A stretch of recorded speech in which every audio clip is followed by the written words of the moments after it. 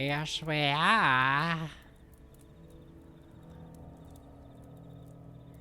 Uh. You don't want to see my screen.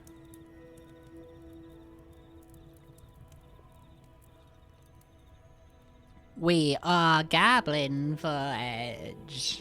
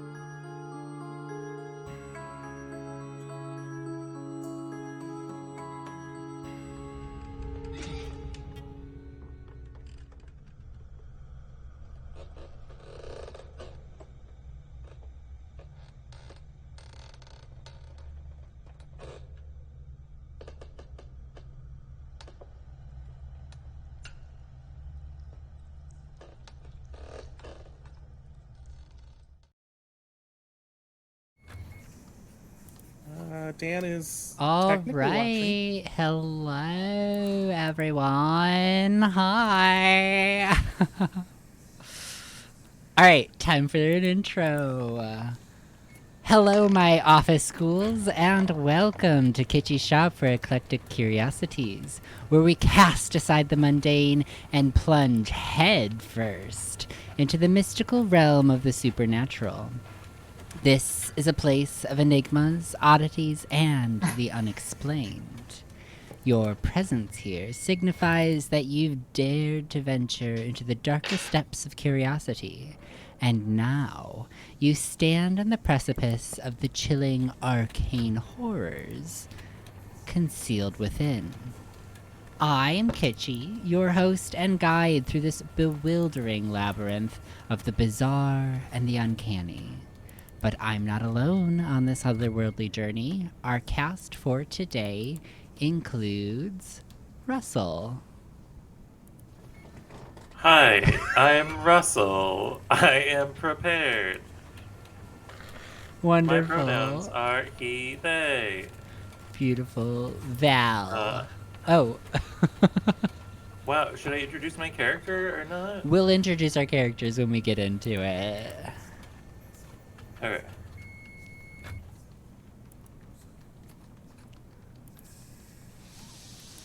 Val, you're muted. There we go. I love that the tech person. You'll see that I'm not very technical. So that's Val, everyone. And Jeff.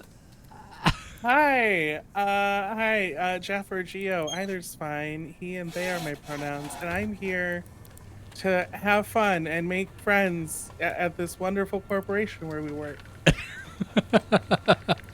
These are the extraordinarily brave souls who have chosen to delve into the cryptic secrets that lie hidden within our story today. Brace yourself, for this is no ordinary journey. In this office of the damned, we'll encounter deadlines that are more than just figurative, and brainstorming sessions that take on a whole new meaning. Beware, for the line between our own reality and the fantastical realms of this tale often blurs in this peculiar domain.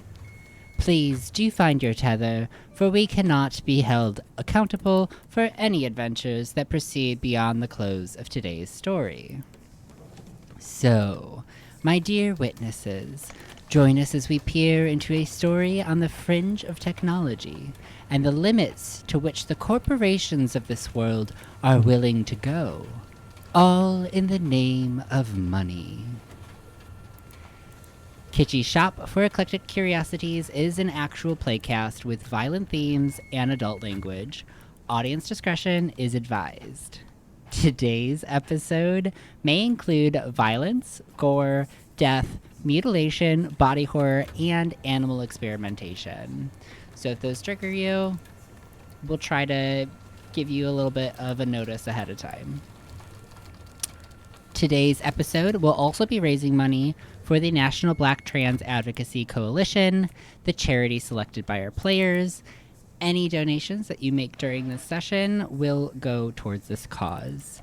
A little background about BTAC, as it is also known as. The National Black Trans Advocacy Coalition is the only social justice organization led by Black trans people to collectively address the inequities faced by the Black transgender human experience.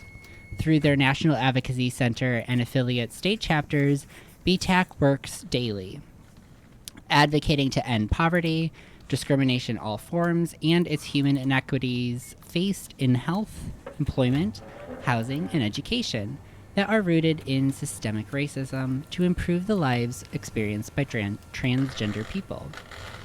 Their work is based in peace building, community education, public policy initiatives, empowerment programs, and direct services. So, players, are you prepared to venture into the uncharted and offer your whole heart to embrace the fantastical, no matter how gruesome? What? That wasn't on the waiver we signed. Oh, I actually don't have my heart anymore. I traded that already. Well, regardless, we will proceed.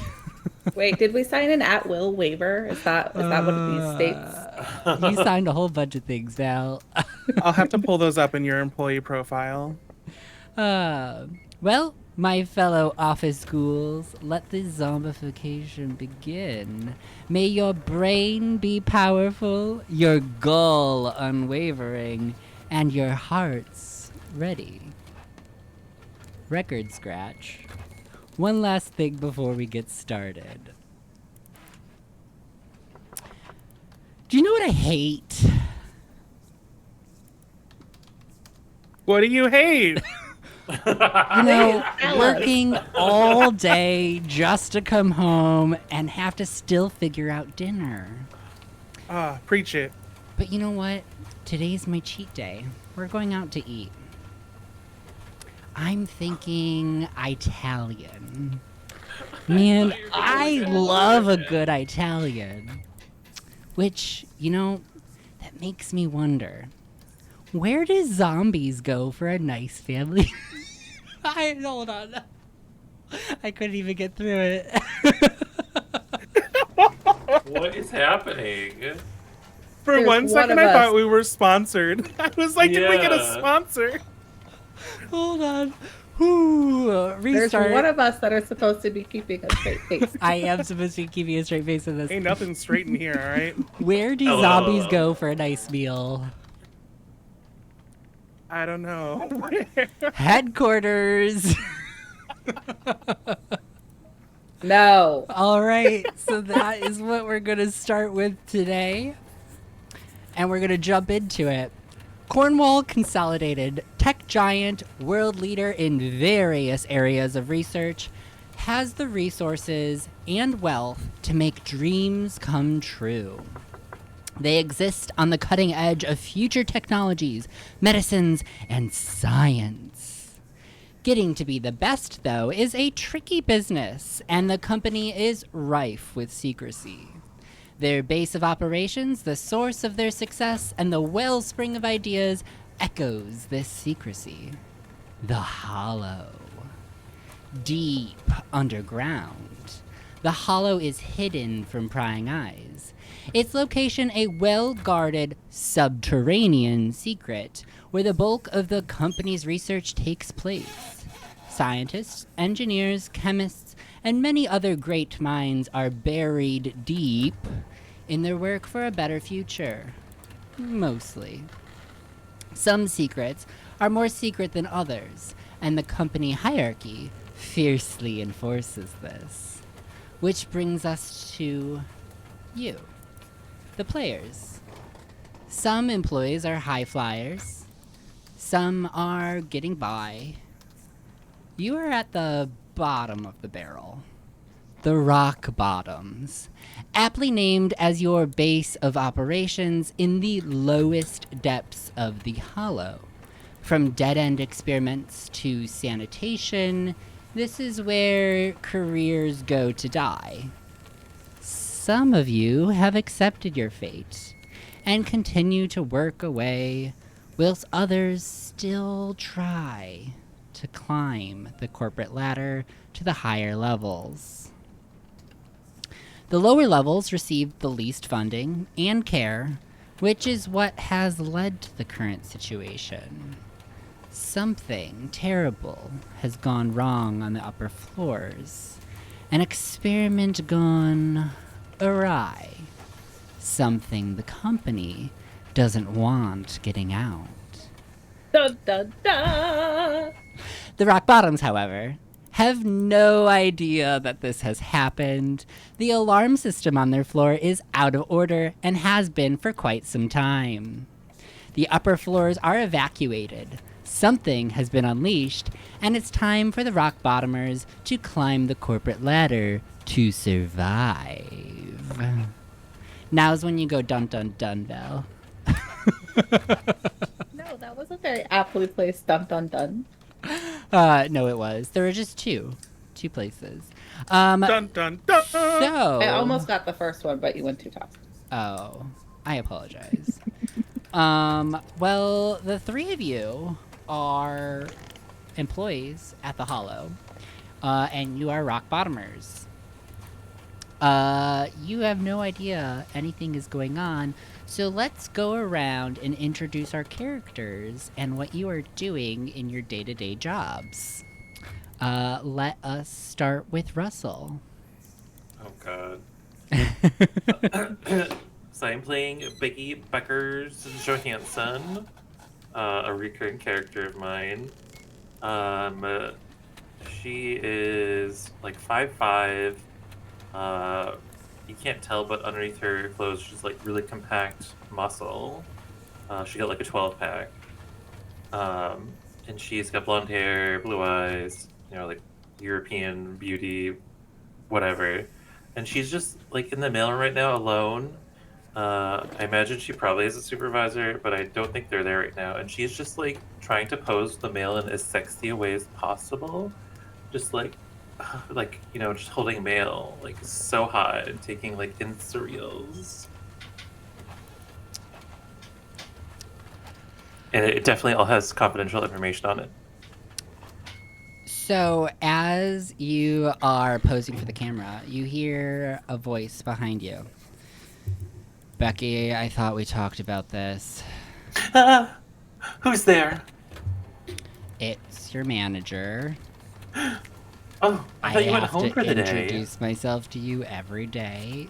Probably a bit of a That's red flag. not true.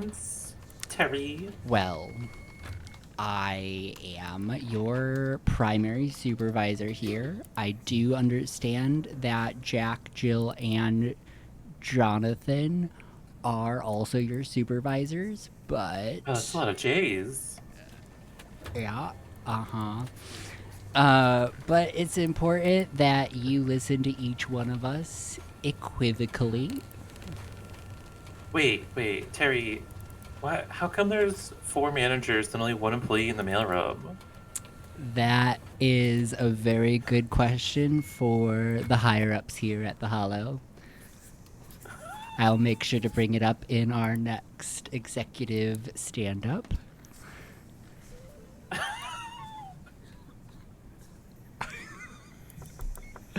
Are you doing all right there?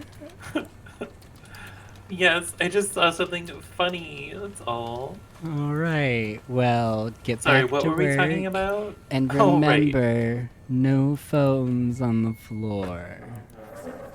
I'll have to right. confiscate it next time. Of course.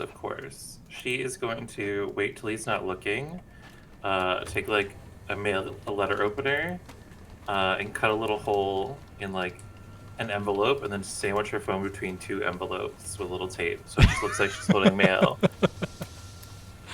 Oh And my and gosh. doing the camera things. All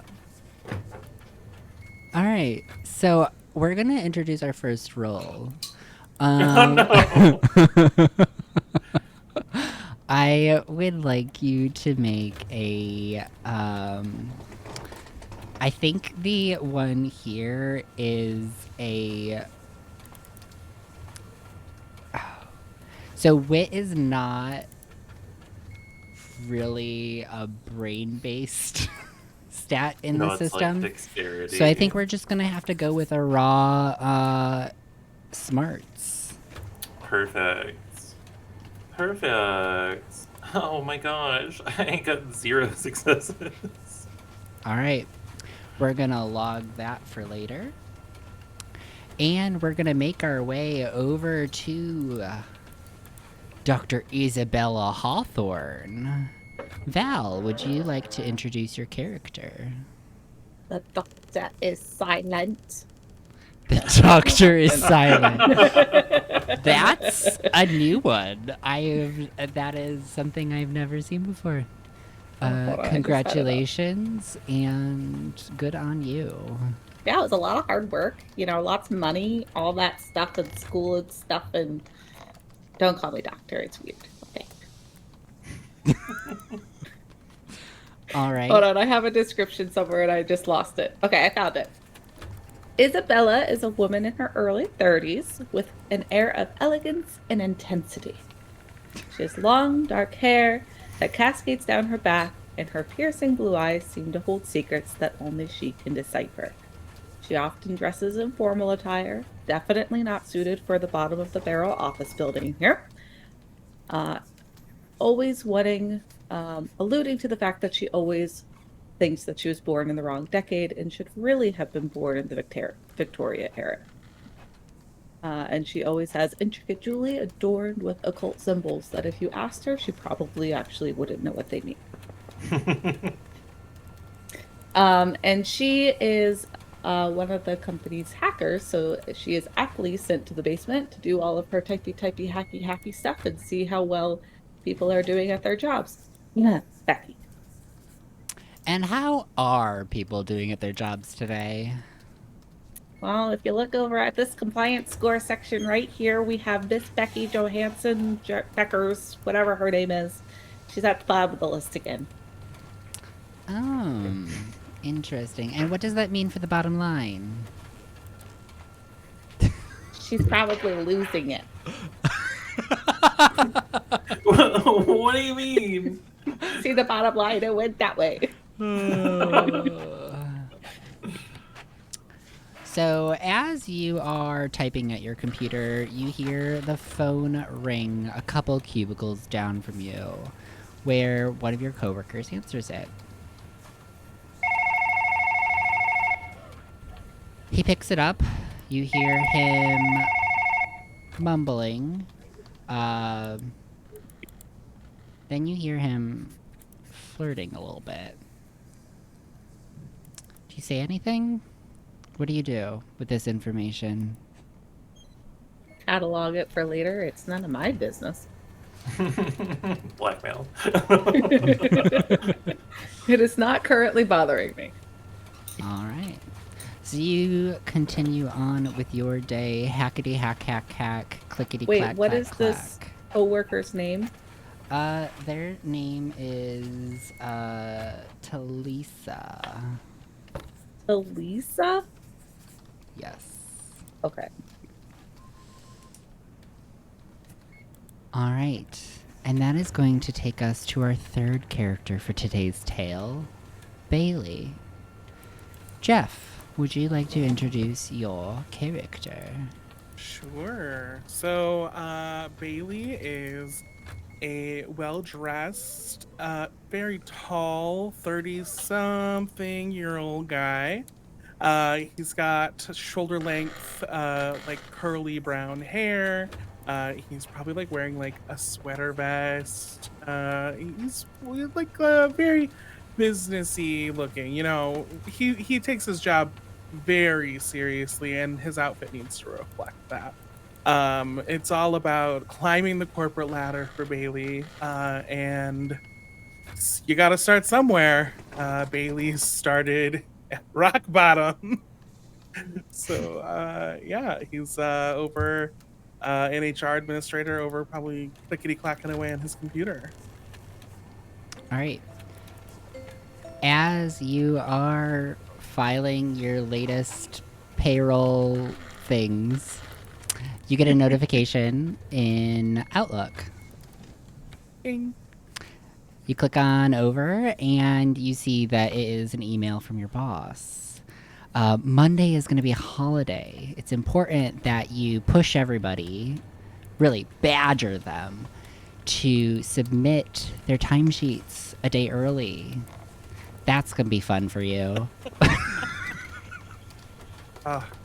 The best. Bailey lives for this.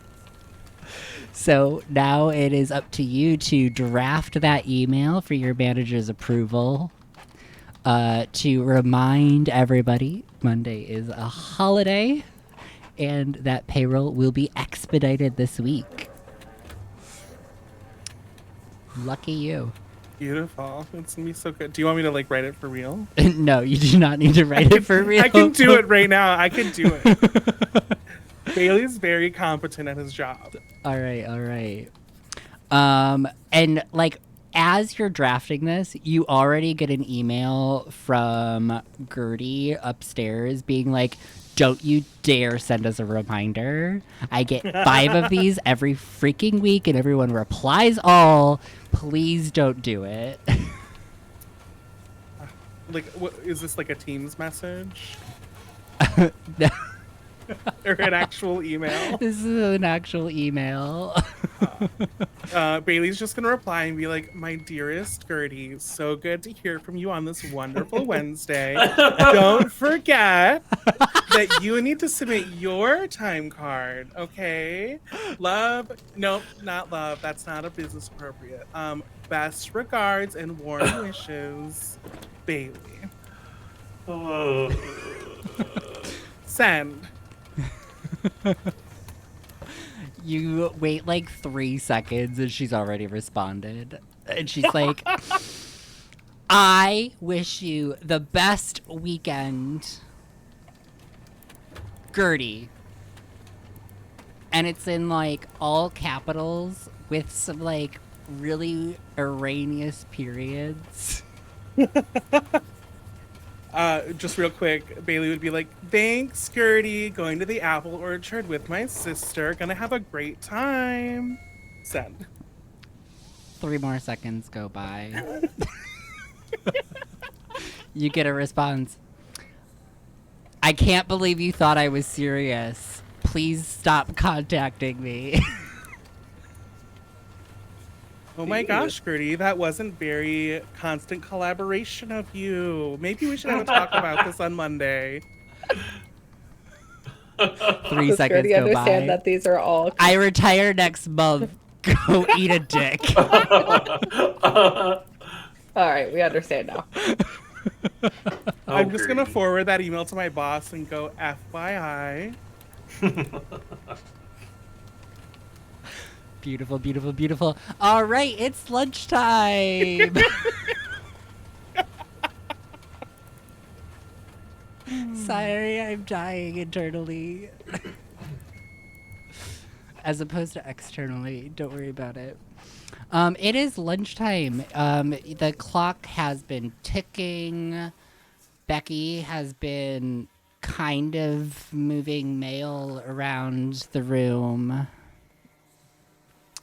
Isabella has been clicketing, clacketing for hours, just without break. And Only Bailey has been drafting this email and receiving repeated red lines over and over, back and forth all morning. And they're hoping that by 1 o'clock they'll be able to send this out because that's the deadline their boss gave. But everything stops for lunch, so off you go. Is this a company or floor-wide lunch? There is a Time? canteen. Yeah. It's at like 12 o'clock time that like everybody just goes to lunch, and you're paid for lunch, and so you're like, okay, I'm gonna take this. Might as well, right? And then is it just floor-wide that everybody's going to this particular canteen? Pretty much, yeah. Pretty much Okay. everything stops at noon. For the next 30 minutes, the world is your oyster. What are the 3 of you gonna do? Becky is currently eating just like 5 pounds of shredded, unseasoned white chicken breast and broccoli Mm. because she gotta maintain or whatever. I totally know what you eat for that. She's like, "Oh my God, Izzy Bailey." Bailey would see Becky and like hear her calling him over and just be like, "Oh my gosh, Bethany, it's so good to see you. How are you?" Oh my God, Bailey, we went over this. Just call me Beckers. Oh, yeah.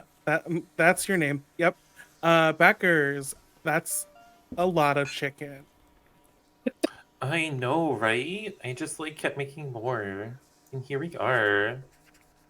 It looks really Do you want some? good. I couldn't possibly deprive you It's like of your really lunch. chewy. It's like almost jerky, even. I love it. I happened to bring some chili myself, so I think I'm just gonna stick with what I brought. But thank you. Oh, Izzy, what did you bring today? Izzy heard you call her, but it's ignoring you. Izzy, Isadora, Izzy Pizzy, Oh, that's you, of Wizzy, course. No, she hates all of these names. Izzy Busy Banana Foot and Full Fizzy. I see you. We're like one of 5 employees in here right now. She And looks she over at just, you and makes eye contact. It's one of those deadly glares of "Don't talk to me." wow, did I do something upset her, Bailey? Um, I think her name is Cindy. Oh, Cindy. She doesn't even respond at that point. I got weird. Time to take my vitamins. And she just pours out like a bunch of like horse-sized pills. Oh my gosh. Remind me if I ever meet this person to run the other way so quickly. After all of this, Isabella is finally going to come over and sit at the table, but sit as far away from you as possible. What's for lunch, Izzy? It's Isabella. It's doctor to you. What's for lunch, Doc Izzy? Bella? Heartache and sorrow. Oh. What's wrong? Oh, I gotta post that.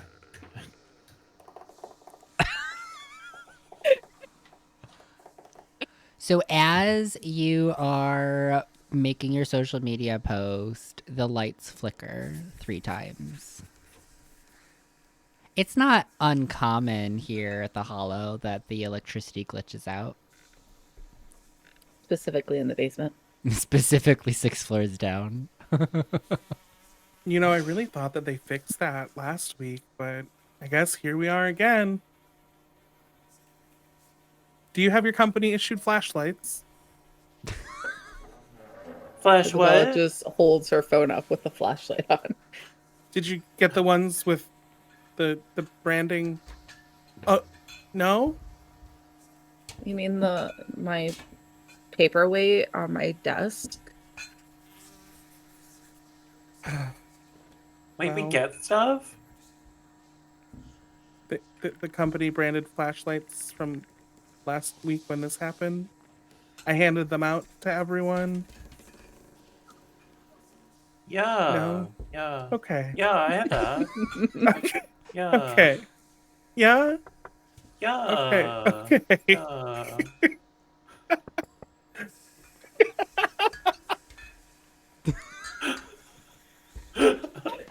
I hate that deep down. This is me at work sometimes for sure. Yeah, I've got that. Yeah. I've got one of those. Yeah. Yeah, just include it in the meeting notes. You just email it to me later. Was that an action item? I'm never gonna recover from. We're never recovering. I'm like having a hard time actually getting know through why this it's so right funny. now. Yeah. Okay. That is when you hear the silverware on the table start to clatter as the room rumbles just ever so slightly. Again, Ooh, nothing of too much concern. It's happened before here. Beckers, do you remember what to do in case the room shakes? We went over it in last week's safety meeting.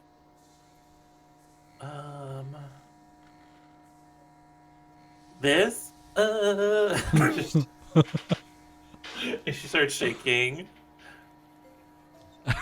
That's Just like not bouncing in her it, chair. but it's a Oh. good guess. Dr. Hawthorne? Sorry, there's dogs and children over here. What happened? Do you remember what to do if the room starts shaking again? We went over it in last week's safety meeting. I believe it has something to do with being underneath a desk or a thing. What are those things? A doorway. Yeah, that's so right. If the shaking lasts for more than 31 and a half seconds, you're supposed to take cover under your desk or in the doorway. But, like, what if the Do I door's get a raise closed? for remembering that? What? Do I get a raise for remembering? You know, you're going to have to take that up with your manager.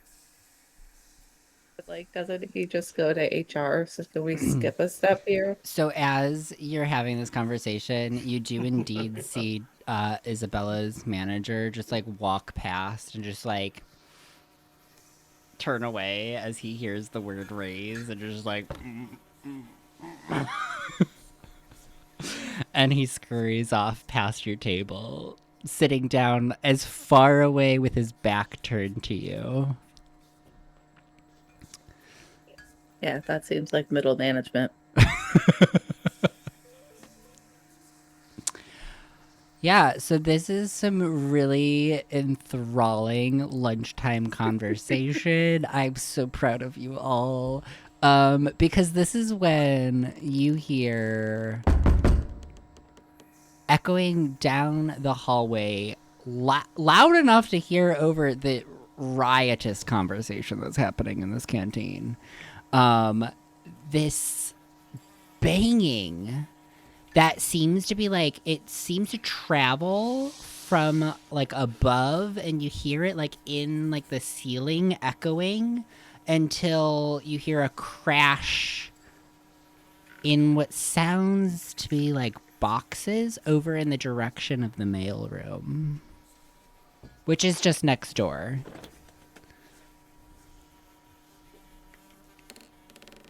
Oh no, was that the hydrogen collider? In the mailroom, Becky? Well, I don't know. Don't we do science stuff here? Don't you know what happens in the mailroom out of all of us? I mean, yes. Uh-huh. Is there a hydrogen collider in the mailroom? Should I know about this? No, just a Hydalon. It's I mean this, and she'll just pull up a Hydro Flask or no, this thingy. Oh. It sounded like it fell, right?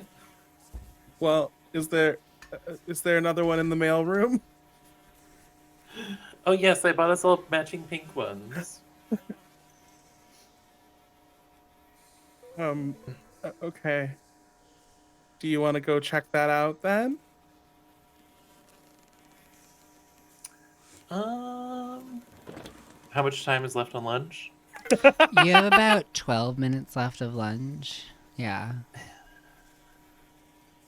Okay, and you just see her pause like a stopwatch timer on her phone.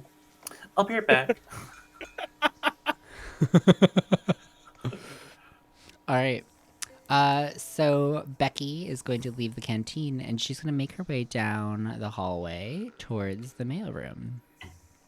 You're familiar with the mailroom, but I'm going to describe it for the audience. The mailroom is piled high with letters and packages, the smell of musty paper and overbrewed coffee permeating the room. Letters in neat piles sit on trolleys, awaiting distribution. The mail arrives via a giant metallic chute. Its once shiny chrome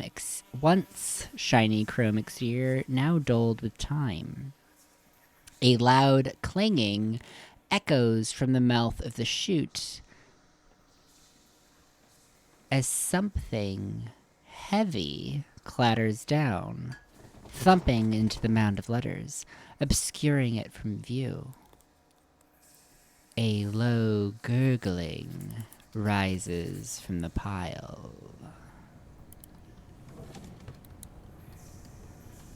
Terry, is Jill drinking again? Oh, it sounds like it. Okay, good luck, Terry. And she'll walk out. Jill, sweetie, do you want me to bring you some coffee? Water? Okay, alright, I'll be right back with some water. And she'll go back to the canteen to get water. Alright, so you are going to head back to the canteen. As you arrive at the canteen, you can go over to the water bubbler, where they have the paper Dixie cups sitting on the rack. There's only like 2 left, and you're like, oh, okay. Oh, that won't do. I'm gonna go back to the mailroom and grab Jill's pink hydro flask. Alright, so you're now heading back to the mailroom. I'm sorry. Yes. And as you arrive, you start to you notice hanging out from the pile of boxes is an arm, and it's like twitching slightly, and the gurgling is continuing. Oh, hold on. I still don't have the water yet. I'll go grab the hydro flask. Is there anything in it? You shake it, and it's like the remnants of just like a little couple like droplets of water at the bottom. Okay, You're I'll like, go fill it up. Forgot to do that, but alright. And now you make your way back to the canteen. So, for Bailey and Isabella, you have seen Becky Beckers leave, come back. And she is now filling up a pink hydro flask. Is there anything that you would like to do in this time? Or are you just going to continue your really interesting conversation? Isabella has put headphones into she's just listening to very loud music that you can very clearly hear from outside of her headphones. But if you try to tell her, she will ignore you and turn it up louder. What kind of music? Absolutely death metal. Exactly. That is exactly what you hear. Yeah. Very muffled heavy metal. No, clearly. You can clearly hear the muffled. Yes. Clearly hear the muffled. Yeah. Uh-huh. Uh-huh. Yep. Mm-hmm. Uh-huh. Anything that Bailey would like to do in this time? Bailey would just be like walking around and checking in with everyone.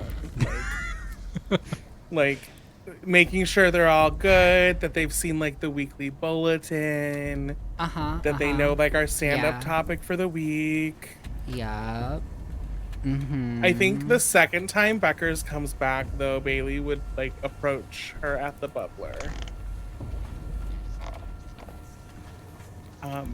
But Beckers? Oh, hi, Bailey. What's going on? Oh, it's Jill again. She's just real thirsty, you know? She's at work again with a flask? Yeah, she came out of the chute, I think. I think she's she went upstairs and jumped down the chute. So I've never seen her this wasted before. Is she But, like, okay? yeah, she's resting in the meal pile. But like, Is honestly, she hurt? where is even the? I don't think so. Where's the entrance? Because like, I would do that. Like, do we want to do that after hours today? Because like, I don't know. That could be really Instagrammable. Beckers, you know we can't do. It's so Oh, far fine, against TikTok. company policy. Well, which part? Riding the mail chute. Oh, got it. All right, I'm gonna give her water. Well, I'm You wanna coming come too. with? I'm gonna have to fill out so much paperwork. Wait, no, I told you that off the record. Well, if she's hurt though, that's an incident report. Yeah, I mean those corners are pretty sharp. She may have a few paper cuts. Well, we should check it out. And then I'm gonna like bubble walk over to Isabella and just, Izzy, Jill's drunk. Wanna come watch? Wait, is that you taking my headphones off? Yeah. So we hand motioned taking off Isabella's headphones. Sorry. Thank you for understanding that. Oh, I have to get over this. So with that, the music is just loud and it fills up the entire room. What? Does not pause Drunk music. employee fell down chute. Ooh, might be injured. Wanna watch? She just looks up at you, annoyed, and pauses her music, puts down her headphones on top of the phone. No. I feel like she would have like a cassette player or something because she's like edgy and cool like that. She's got a Walkman. Yes. And then so she would just put down her headphones and get up and follow you. Very annoyed the entire way. Yeah, this is way more work, besties. Threesome besties, and she just walks out. Oh my gosh. I guess we're following her. Yep. I guess. Cool. So you're gonna follow Becky's down the hall once again towards the mailroom. However, as Becky, you turn your head in to say hello and hold up your water flask. You don't see Jill, but instead you see another figure, clad in a grimy yellow hazmat suit with a cracked visor. The man groans and gurgles, covered in blood and viscera. His eyes are milky, his lips drawn back in snarl as blood drips down his face from his cracked skull. He should be dead from that wound, but he staggers forward, blood-stained hands outstretched towards you. Wait, hold on. Before you continue, how far away is he? There's a door on the mailroom, right? Yeah, so Nobody's in the mailroom? no one's in the mailroom yet. Isabella's just gonna reach in and grab the door and slam it shut. All right. I don't get paid enough for this. So you Wait, slam no, the I think door we're on a shut, prank show. and you hear the gurgling behind the door. If you would like to go and make best friends with this freak show, prank show, whatever it is that you're saying, Becky, go for it. But I'm not into this. And from the little security window, you see them pressing their face up against it, and they start mashing their teeth. Yeah, I want to be famous. And they are clawing on the door. If you don't want to be in the shot, stand over there. I'll gesture to Bailey and Isabel. It's time to punch him! See, it's a show. And she'll unlock the door and then like stumble away and be like, "Oh no!" Ah! And start running down the hallway away from the zombie. It begins to stumble towards you. Oh my Its God, left somebody leg help dragging.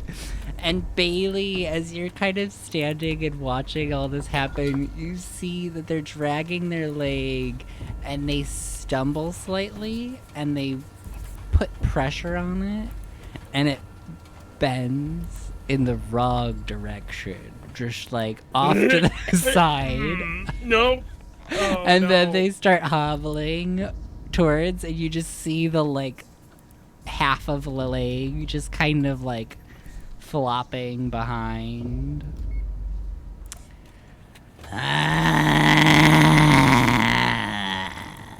Oh my god, you're so fast.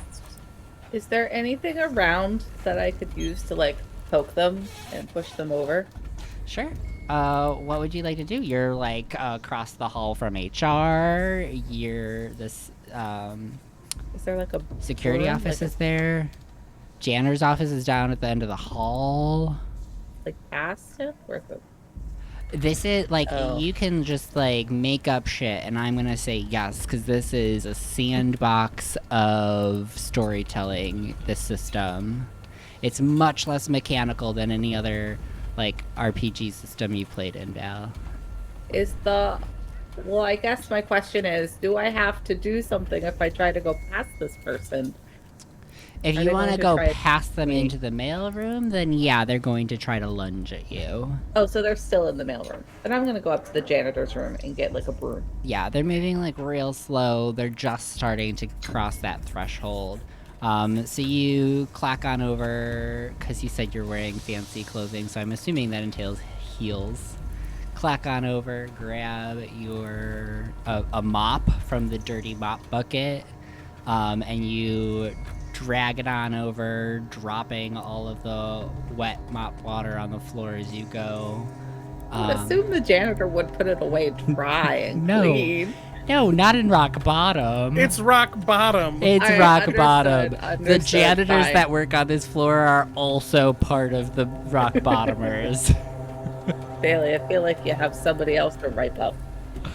All right, and you can Right, start to not poke wipe. at them. So with this being said, we are going to engage in encounter. And so you all are going to start the initiative. So you can go in any order that you would like. And then when you all get your actions completed, then the zombie will go. So, I'll go you go- first. yeah. Becky just keeps like fumbling away, and then she starts stumbling. Oh no, I lost my footing! And then she'll just dramatically fall onto the ground. And then like, oh no, whatever will I do? Then she takes a quick selfie and puts her phone away. Ah, help me! And she's just laying there. Beautiful. That's your turn. All right. If you would like the official mechanics of combat, you get 3 different types of actions. There is move, attack, and interact. So something like poking them is interacting, moving is obviously moving in space. And then an attack is its own thing. You get 1 of those per round.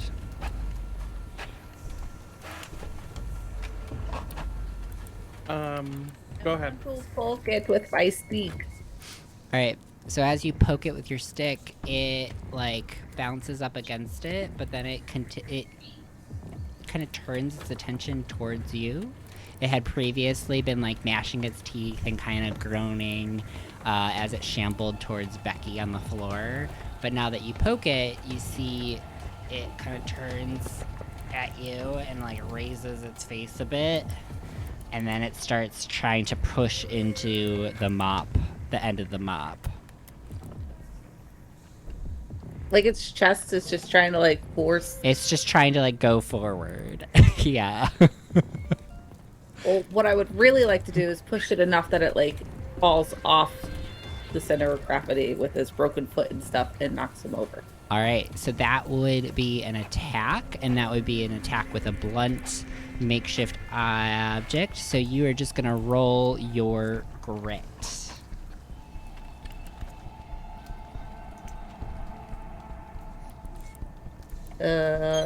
Hold on, where's the cheat sheet? Did I just tell you what I got? So you roll the number of skill dice, which are the d6s that are equal to your stat.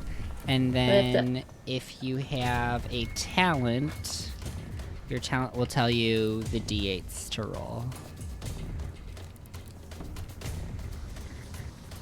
So I roll 3d6s. So I find those first. I don't have those up. Yeah. Are you using the You can use the roller? dice roller on the Shiver website as well. They do have custom dice for this game. They have different symbols associated with each of the stats. Well, that's what I have up. Yeah, and then The you Shiver roll dice Click the that. fist. So That's You what I click did. the fist, yep. Yep. Oh, Okay, but it says 0 successes, 1 strange, and then 2 keys and an eye. Beautiful. So 0 successes means you are unsuccessful with this attack. However, you also got a strange. So we are going to introduce the doom clock mechanic. Yay! So, everybody, let's go on over to the doom clock. The doom clock Da-da-da-da. is a clock. It has a number of pegs on it that you are going to, every time a strange is rolled in any check, tell me the number of stranges that you receive, and that is how many ticks the clock will tick forward. When you They're get so to cute. quarter past, half past, quarter to, and midnight, different story-based events will take place. So that is 1 tick up towards quarter past.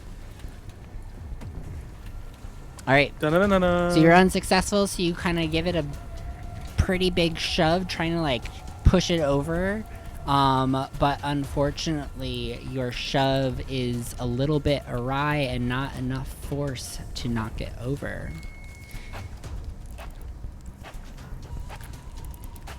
Bailey, what would you like to do?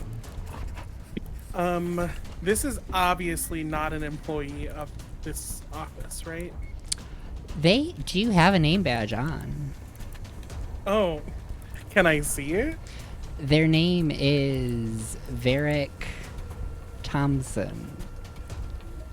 Is that a name I would recognize? It is on the outside of their hazmat suit, and yeah, you do recognize them from payroll. They are an employee here at the Hollow. They work on the 3rd floor. Bailey's just gonna like reach towards this person and be like, Varric, you know, like, this is the 6th floor. You're supposed to be up on 3.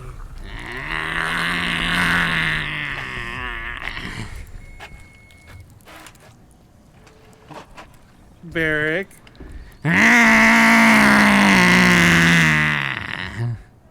that's not how we communicate here.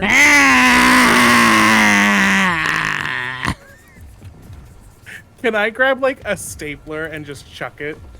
Like, Yeah, you can run on over, use your move, grab a stapler off the HR receptionist desk, and throw it at him.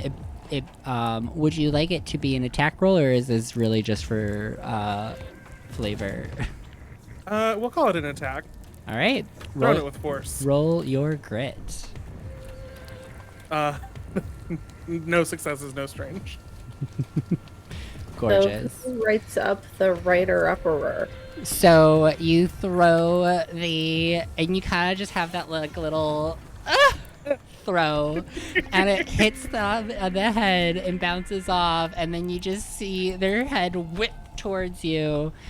And now they are going to try to lunge at you. So I am going to roll for them. They have 1 success. So they do 2 blunt damage. So blunt damage is no extra effect, it's just 2 hit points off of you. So as they lunge at you, they are going to grab onto you and try to bite you, but they're really just going to like, they're really uncoordinated, and they seem to really be struggling as if like, one, their leg is all broken, they're really disoriented, blood's draining down their eyes, they can't see well, so they kind of just headbutt you. Great. Alright. It is now your turn, y'all. In any order that you would like. Does Bailey like look hurt after getting headbutted? Yeah. There's like a pretty sizable gash on his cheek. Rude. Becky's just gonna like sit up like and be like, oh my god, is this real? Good thing my little brother made me read that Islamic survival guide. And she's just gonna hop up and like run over full like triathlon sprint with her hydro flask. She's gonna throw it up in the air, grip it by the top, and just slam it into the back of the person's head. Beautiful. Alright, make that attack. Grit. Yeah, it would be grit. 1 success, 1 strange. Alright, so we're gonna tick up that doom clock. 1, and you are going to make a success. And so with unarmed attacks, I believe... The hydro flask is a It's weapon. just Those a- shit hit heavy. I believe it's just a single hit point that it is capable of. 1 blunt damage. Alright. So you bash them over the head. You see that it kind of crunches in their hazmat suit a little bit further than you expected. And you hear the crack of skull.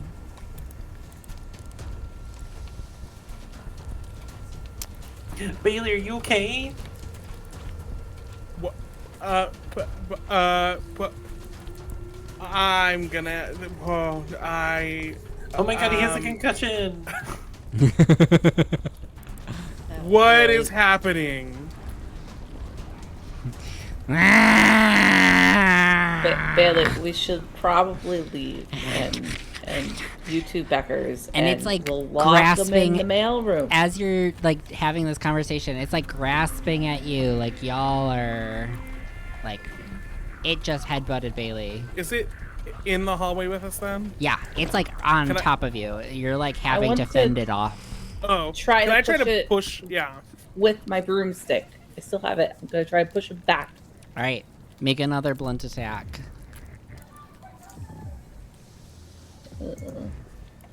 And you can both go simultaneously. Like this can be a lot faster work pace if you together? want to go, Is and you there- can coordinate. And yeah.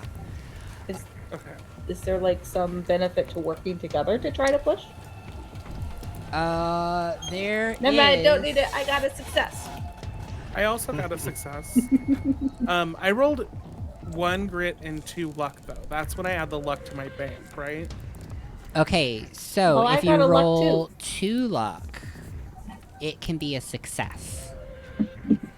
I already got a Otherwise- grit though for a success. So you can make it 2 successes. Oh. I believe that's how it works. I believe you can have multiple successes on attack. And I think they're multipliers. I don't know. This is the first time we're playing the system, everybody. So we're going to just run with that rule. If you get multiple successes. Oh! Beyond the CR. So these are all CR1 things. So if you have multiple successes, let's just say that. No. What's That CR? doesn't make sense. So they have a challenge rating. And Oh, all tasks will have a challenge rating. Okay. And that is what you are trying to beat. So actually, I just logicked myself through this. We're all learning this together. Thank you, brain. No, a single success is a single success. You can bank a single luck. Just one. Okay. Yeah, and you Oh, can so I can bank one too. spend a luck to give you an extra skill dice on a Right. check. If you do roll 2, you can use that as a success as well. But you can never bank more than 1. Oh, so the left one is the bank? Yeah, What are the 2 other ones then? I Or have is no that just- idea. If you're So the on the full roller, archetype, Val. you get all 3. So it's a specific archetype. Thank you Yes. for reading the rules. Can Because you I Well, repeat two did. Becky was at first, and Oh, then I changed okay. it. Can you repeat the answer because I didn't actually hear you? It's only for the full archetype. When Oh, you get okay. the looks. Yeah. Got it. Beautiful. So I think that means it takes 2 more damage. As you both like bash into this zombie. It's like looking pretty shit, but like it looked like shit beforehand. It's really hard to tell with zombies. It has a Yeah. broken leg. Its skull is kind of pushed in a little bit. You're like bashing it. Blood is like dripping. Its hazmat suit is starting to rip.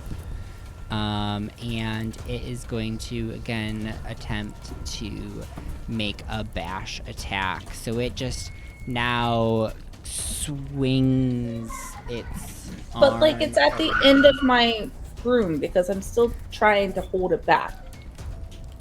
Yeah, That's you can make an attack on it. You can't just keep it in place. I can't just keep it there. If you would like to grapple it, but that is going to present its own complications. Well, with my success, did we at least get them pushed back into the mailroom? Because that's what I'm ultimately trying to do. You did damage, and you're pushing them around, but they still get to move on their turn. So they moved back forward, and I can't hold them at the end of my room. Not with an attack. If you would like to get creative is trying to pin them with a wit check. You can do something there, but I'll have to have you explain how it works. Okay. Now or it's not our turn, right? No, it is not your turn. Okay. So on your next turn, if you would like to try to concoct a plan, then you can do different types of skill checks to enact said plans. So it is just going to swing around. It is now, again, trying to hit Bailey, so it is going to make that roll. And it is another success. So now Bailey is going to get clocked across the side of his face and take 2 blunt damage. Sorry, Bailey. I'm trying to help you out here. It's rude. All right.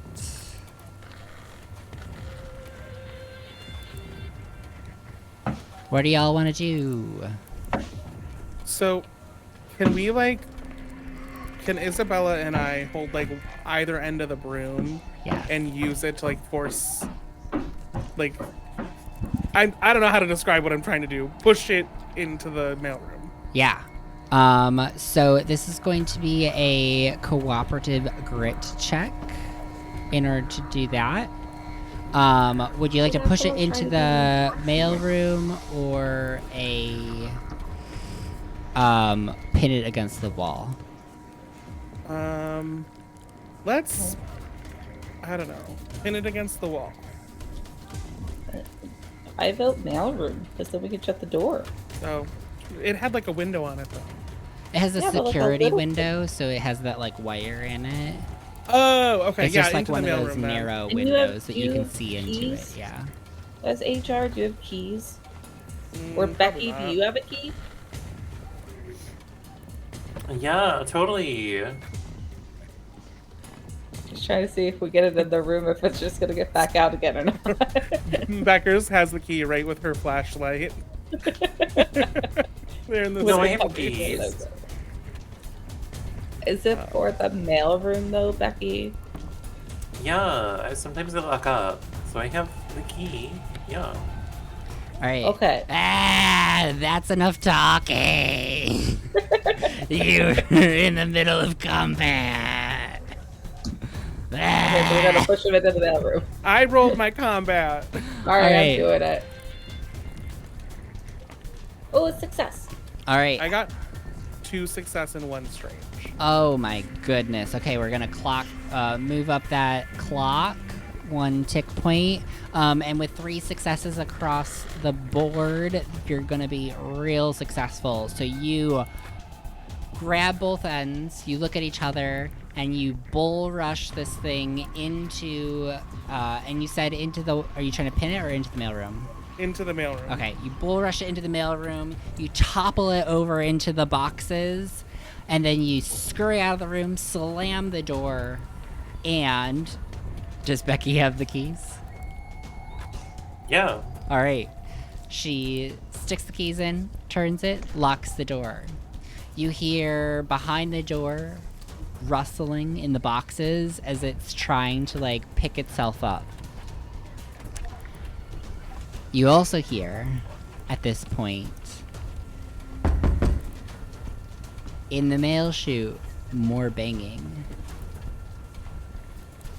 And through the security window, you see another figure tumble out of the mail chute into the boxes. And now the 2 zombies are trying to drag themselves up. This is another hazmat suit wearing shambling zombie. And what would you like to do?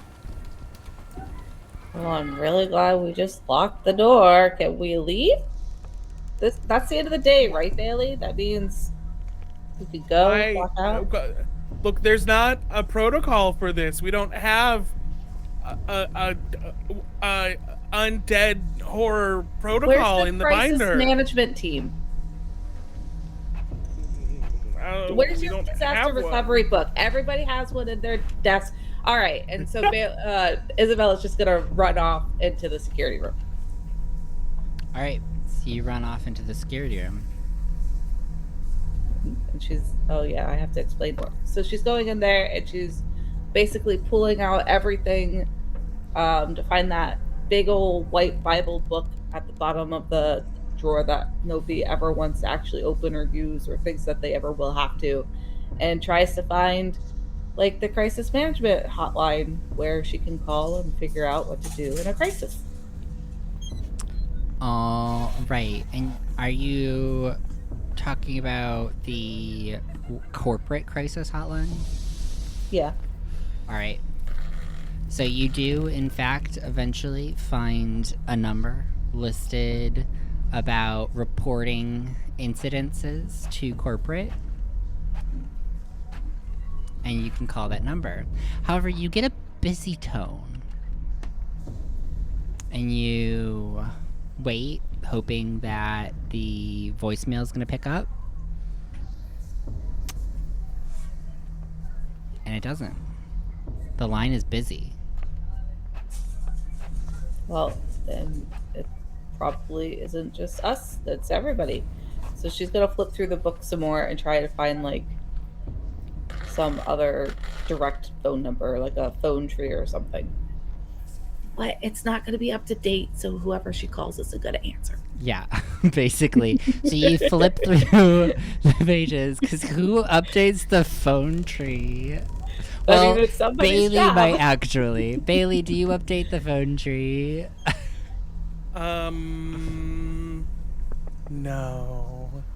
If you would like, I will allow a, not a luck roll. What would be the roll here? Is Bailey competent at his job role? Wait, don't you have a luck stat? Yeah. Yeah, you can do a luck roll here. That's what it is. Yeah. Which Isabella should do a luck roll. Yeah, either one of you I'll take. The luck roll from Bailey would be to determine how compliant everybody was with your badgering to update the phone tree. Okay. I'll check that. And if Isabella does it, it's really just if somebody updated it. I also got a 0 success. So. 0 success, 0 strange. All right. So you. Oh, 1 strange. So you call the first number on the phone list, and you hear somebody pick up, and they go, "Clancy Chicken, can I take your order?" Really, Bob. And she hangs up the phone.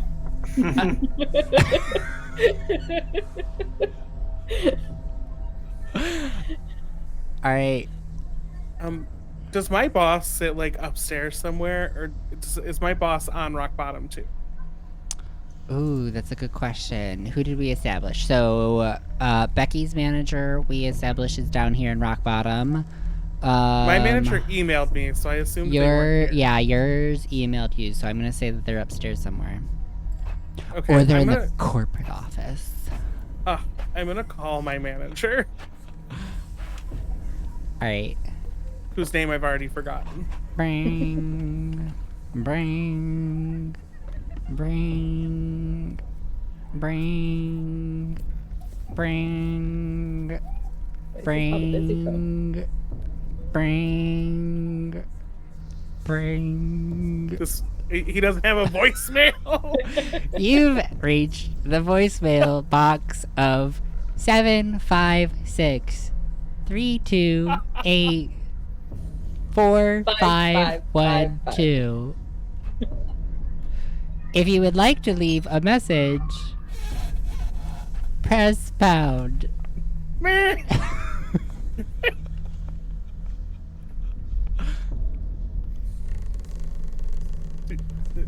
Is this? Hello, do I just leave a message? This is part of the message for sure. Manager, it's Bailey. There's a situation on the 6th floor. Call me back as soon as you can. We gotta leave. Bye. All right, you hang up on your manager's voicemail that you just left, and The most awkward voicemail. I'm sure I've left worse. At least you call your managers. I'm just like, that's tomorrow's problem. Goodbye.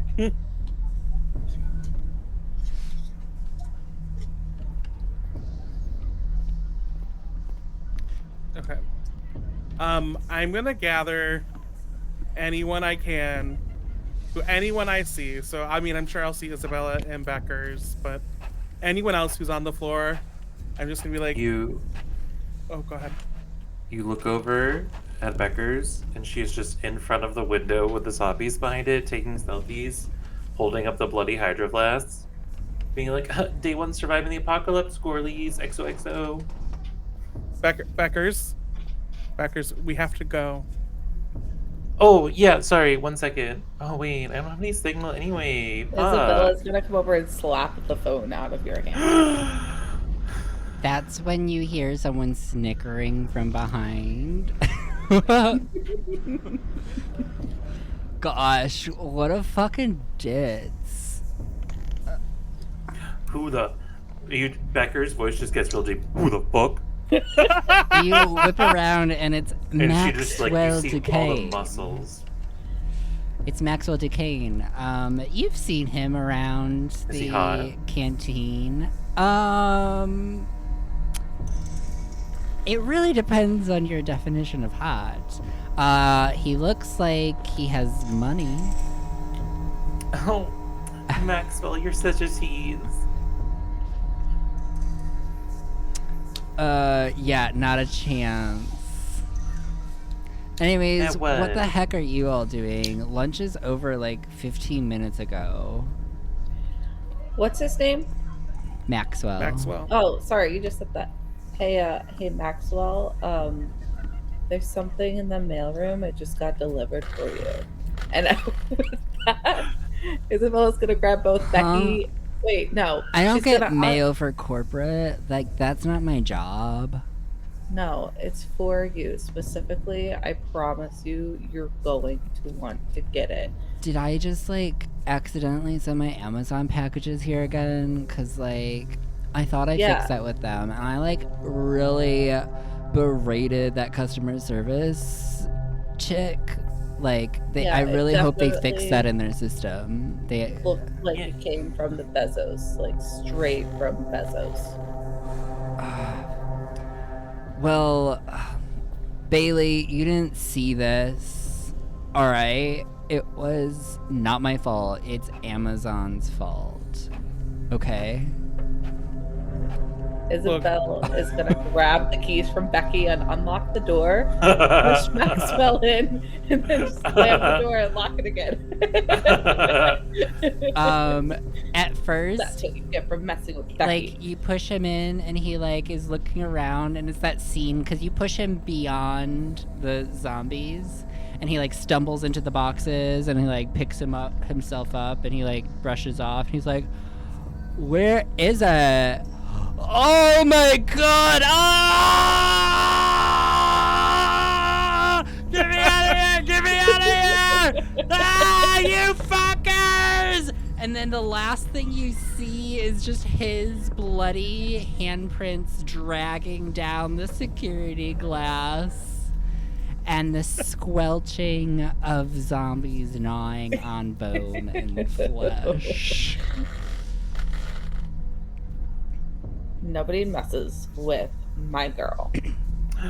DM is the work besties, and she'll go in for like the little, I don't know, like a pinky hook. We're not that close. And she walks away from you. And then you hear a bam! Oh.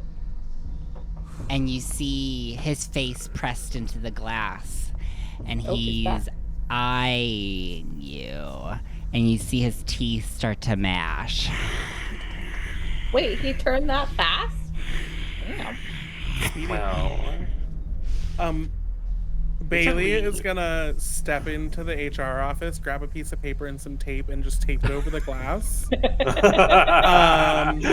not And enter. looks at Beckers and Isabella and says, "Look, whatever that is, it's not collaborative, and I don't want in. So we need to go." What? It's time to go. We need to leave. Go to the Oh, elevator. yeah. We're going upstairs. Becky will walk over and hit the elevator. You hit the button on the elevator. It lights up. Something tells me this is a really bad idea, so Isabella's standing at the back. And you're like waiting. You're waiting. Oh gosh. What's taking it so long? Beckers just starts humming elevator music.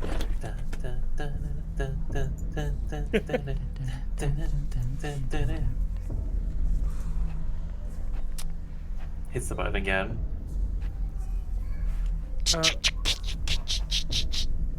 Does this count as an emergency? Should we take the stairs? You're probably right, actually. You hear the clacking of shoes behind you, and as you turn around, you see it's Liz Norris. And she just goes, "Hey, what are you doing here? Aren't you all supposed to be at work? I was taking a little pee, but I was on my way back to my desk and saw you all sitting in the hallway. Are we having a party?" What department does Liz work in?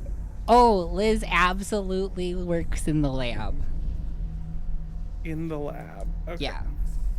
Do we She's like a, Liz? she's a maintenance engineer, but she usually primarily is in the lab. I think she has a, or you think that she has a crush on one of the scientists that works down here. Peter is his name. Liz. Well, yeah, howdy. You were in the bathroom Yeah? just now? Yeah, you didn't You didn't hear anything happening in the office? Why no? What was I supposed to hear something? Could you tell me where the bathroom is, Liz? Oh, it's right in the canteen. And you heard nothing. No. Well, I heard everybody leaving when they were done for lunch. But that was like 20 minutes ago. And where are they now? Well, I'm assuming they all went back to their office. Lunchtime was anyone is over. in the offices? Yeah, anyone there's in the people in the HR room, in the lab, in the... And not one of them cared what happened in that hallway? No, they're probably all busy working. You know? You know, Liz, They're just... They're working their day away. They're counting the hours, that ticking clock that keeps counting down to 5 o'clock, and we get the heck out of here. Liz, did you submit your time card for the holiday? I did. I always set a reminder. Yeah, I set a reminder on Wednesday mornings before a holiday to submit ahead of schedule. I also have a reminder on Thursdays. Bailey, you've never seen my name come up on that list of late timesheets, have you? Just making sure. No, you know what? You are actually really right, Liz. And you know what? That is just so great of you, and I'm so proud of you. And I'm gonna tell you right now, you got 2 options in what you can do today. Okay? Okay. You ready? So you can come with us. We're going upstairs. Okie Right? dokie. What are we doing upstairs? Or you can go lock yourself in the security office and just don't come out. Why would I do that? That just doesn't sound like a good idea. There's a monster, 3 monsters, in fact, in the mailroom. Well, I know. Right now. We may or may not have had something to do with the 3rd monster. I know. Greg is like a lot. Greg is a monster. No, not Greg. We've talked about It's not this. Greg. Look. Liz, you're a sweet lady. Oh, thank you. You think so? 2 options. You got 2 options, and you got to decide now. Well, what's going on? It sounds like you're all in a hurry. Okay, we're Lisa, going to would take you the like stairs. some mail? Lisa, would you like some mail? No, Isabella. Staircase. And I start shooing Beckers and Isabella to the stairs. Well, Wait, are we not gonna just I tell already her? finished my work for the day, and I was just gonna fiddle around in the laboratory until, they told us it was time to go. But this sounds way more Actually- interesting. It is time to go. Let's go. We're going upstairs. The elevator's broken. Plus, you're an HR representative, so I don't think I can get in trouble. Certainly not. Nope. All right, let's go then. What you waiting for? We're hustling to the stairs. All right, so you're Well, gonna... Isabella's gonna break the broomstick that she had before, so now she has a spear. 2 stabbies. Oh. Well, one would have the end of the mop, and I don't feel like breaking that off. I just want the one stabby. Can you give Liz the end of the mob? Oh, here, Liz. Is there a She like fire holds axe the in little this like stairwell? head attachment component of it, and it's just like, I don't know what to do with this, but okay. Okay, what you was hold your question, Russell? Is there a fire axe in this stairwell? Let's do a luck roll.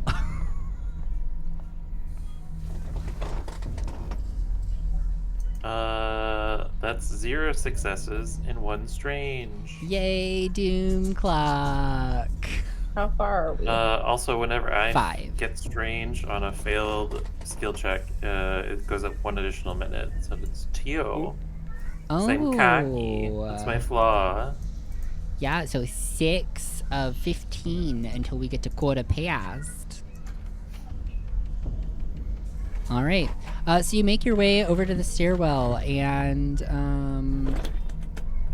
so far, no one else has been notified of what's going on. Hopefully, they'll figure it out, right?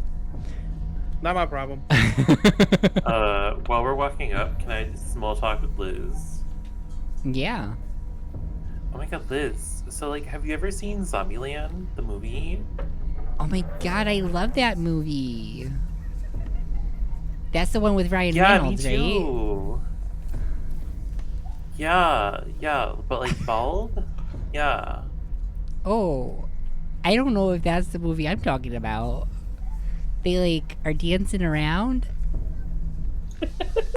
No, Liz, that's Patrick Swayze.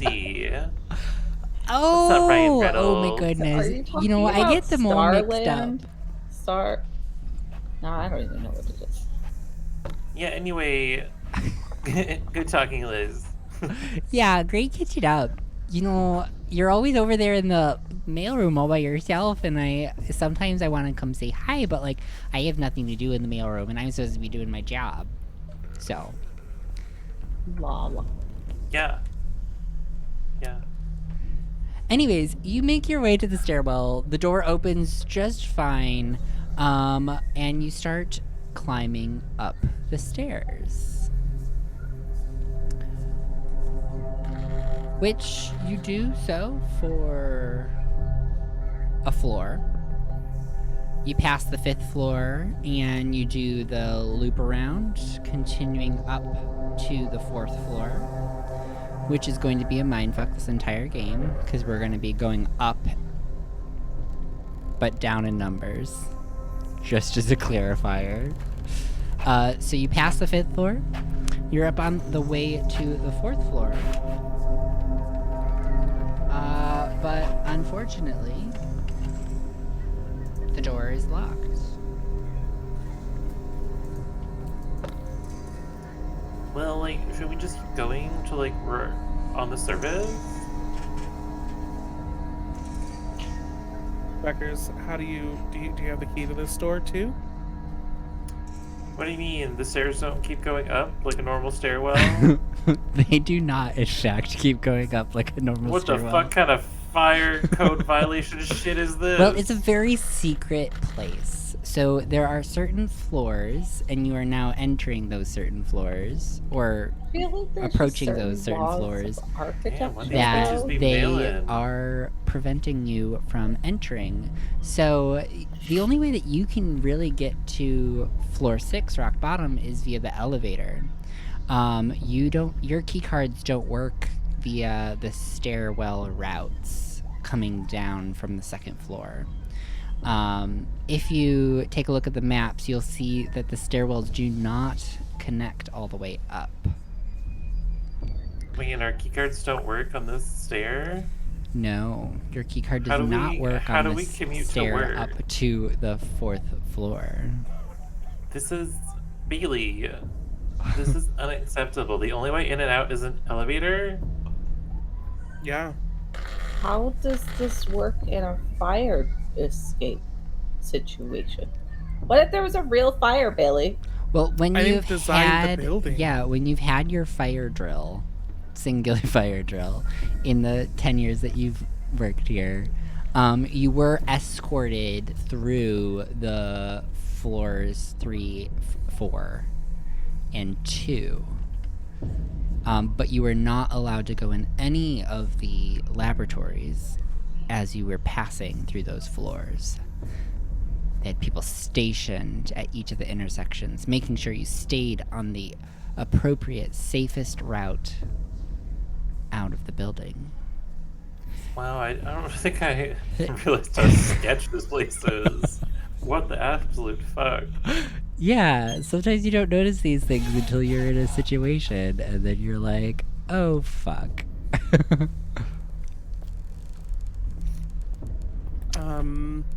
So I guess we're gonna get off on the 5th floor. Yeah. So you make your way back down to the stairs. And furthermore, when you were at the landing on the 4th floor, you saw that all the lights were off. And it was oddly quiet. But that's fine. Let's go back down to 5. I guess those bitches went home early for the long weekend. They must have a fun manager. On Wednesday. Oh, I thought it was It's a Friday. real long weekend. It's a real long weekend. Alright, so you make your way down to the 5th floor. Cracking open the stairwell door, you see the tech department in ruins. Smashed glass, blood streaks and gore splattered over most surfaces, all lit in a dull red glow. The emergency lighting has come on, meaning the floor has lost power and is running on the backup. You hear groans and gurgles in the distance, and the ripping of flesh echoing around the cavernous room. One area stands out to you, bathed in a yellow, blinking light. An elevator shaft is on the other side of the department. A way out, perhaps?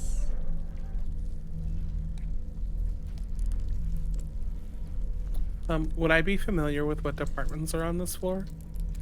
Yeah, you would know what departments are on this floor. So this is technological R&D. There are 4 departments that exist on this floor.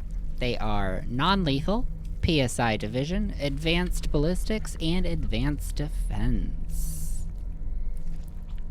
So we found the gun floor.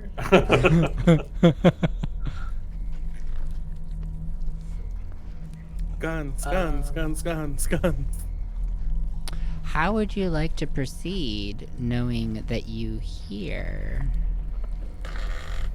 and see the destructive force of the zombie infestation on this floor? But we don't see zombies? Not immediately through the crack in the door. Push the door open further.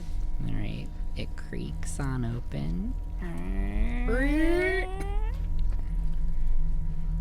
And you peer your head into the hallway down towards the elevator. And you do see a shadow cast along the far hallway wall to the right of something walking in front of a flickering fluorescent light.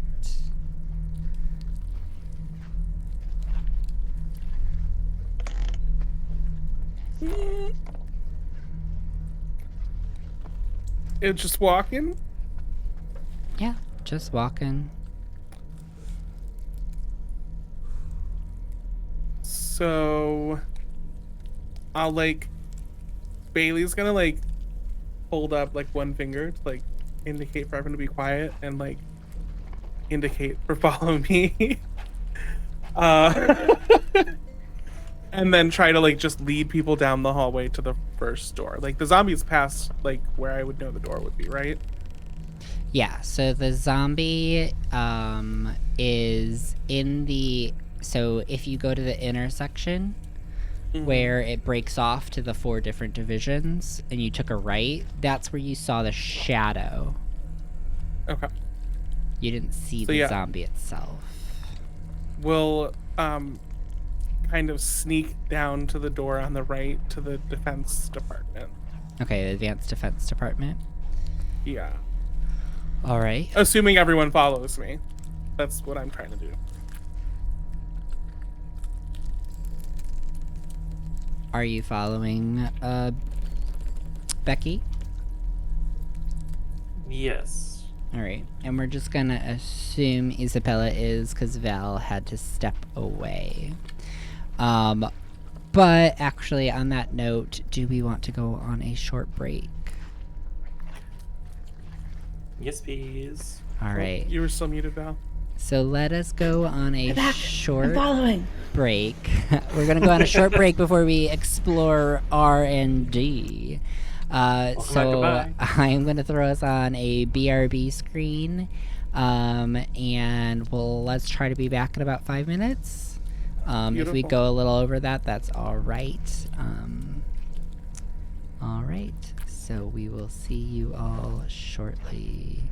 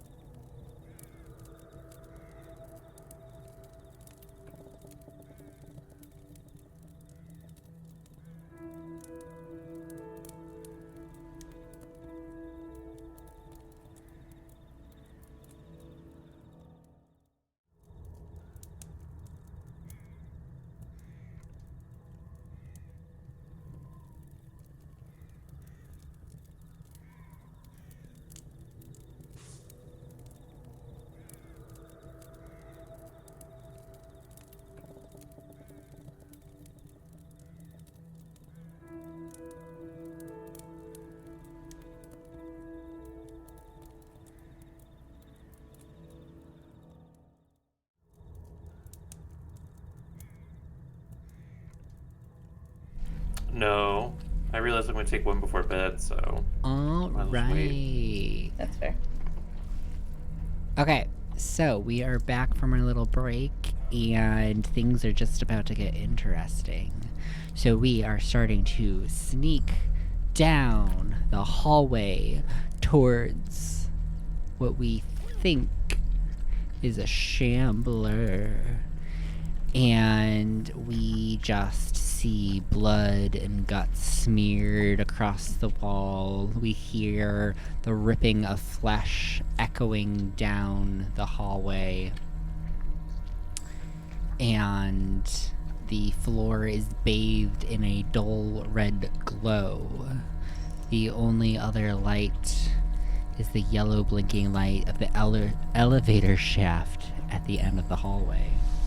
And stealth mechanics. We're gonna learn these, right? So, stealth mechanics is a roll. It is a wit check. So, I need a wit check from each of you to enter stealth and go undetected down this hallway. I got 2 successes and banked 1 luck. Do you only bank luck on success? I think you can bank it regardless. Okay. We'll Well, play I it with got- the same rule we were doing with the Doom Clock. We only get one thing at a time, right? Yeah, you can only bank one. 0 success, 1 strange. Nice. Same. 0 success, 1 strange. Alright, 2 ticks up. And we are about halfway to quarter past. Alright. So we got 0 successes, Becker's got I 2 got successes. 2 successes. but we got zeros on for the other 2 people. Yeah. So this is individual contributions. Yes, You are all individual contributors. Which is ideal. If you ever get an opportunity to be an individual contributor at a company, take it. Anyways, you're going to be making your way down the hallway, creeping along, led by Bailey, the other 2 in close pursuit. And as you approach this intersection, how are you proceeding? Are you trying to stay up against the right wall? Are you going down the center of the hallway? Trying to keep a distance, clinging to the left side of the hallway? I wanted to peek into the room. Oh, yes. Yes, we're not making our way to the intersection yet. Thank you for the reminder from pre-break. Alright, so we are going to peek into advanced defenses. And the way that this is going to work, with your failed wit check, is the door is a little stuck when you approach it. Not completely stuck that it can't open, but you can tell that the hinge has been knocked out of place a bit. The door is also dented inwards, just slightly, so that as you start to creak open the door, it lets out a loud groan of the metal grating against metal.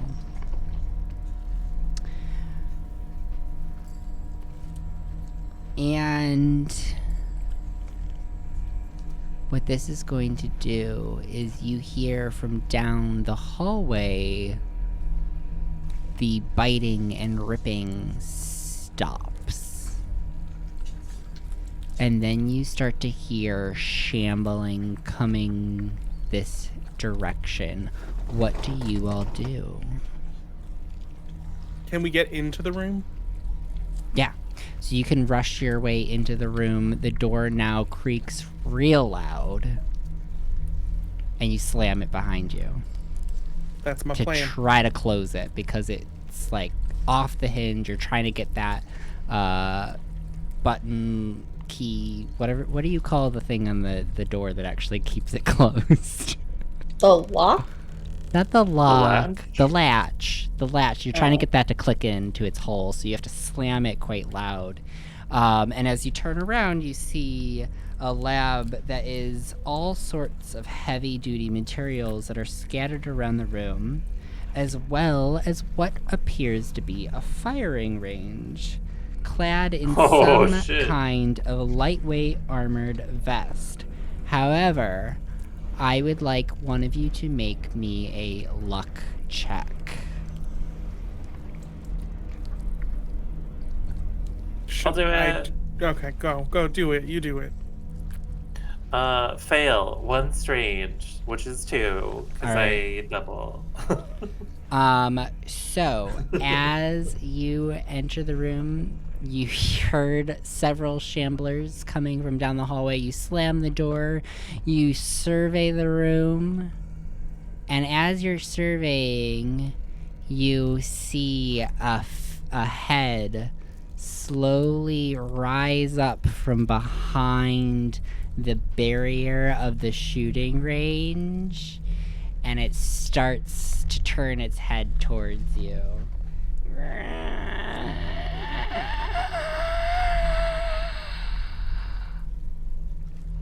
What are you gonna do? We're in initiative. Are there any weapons nearby the shooting range? Alright, you see lots of things on tables. Give me the wit. That's the equivalent of dex. In order to act quickly, survey the room, and pick out appropriate weapons. 2 successes. Gorgeous. Okay, so I'm gonna send you 2 really lovely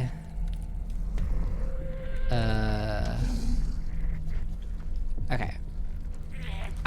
So there's gonna be 2 things that you can find. There's a laser rifle. I am gonna send you in our chat a description of its abilities. But it has 5 pierce, and it is a long-ranged weapon, which means that it has 150-foot range.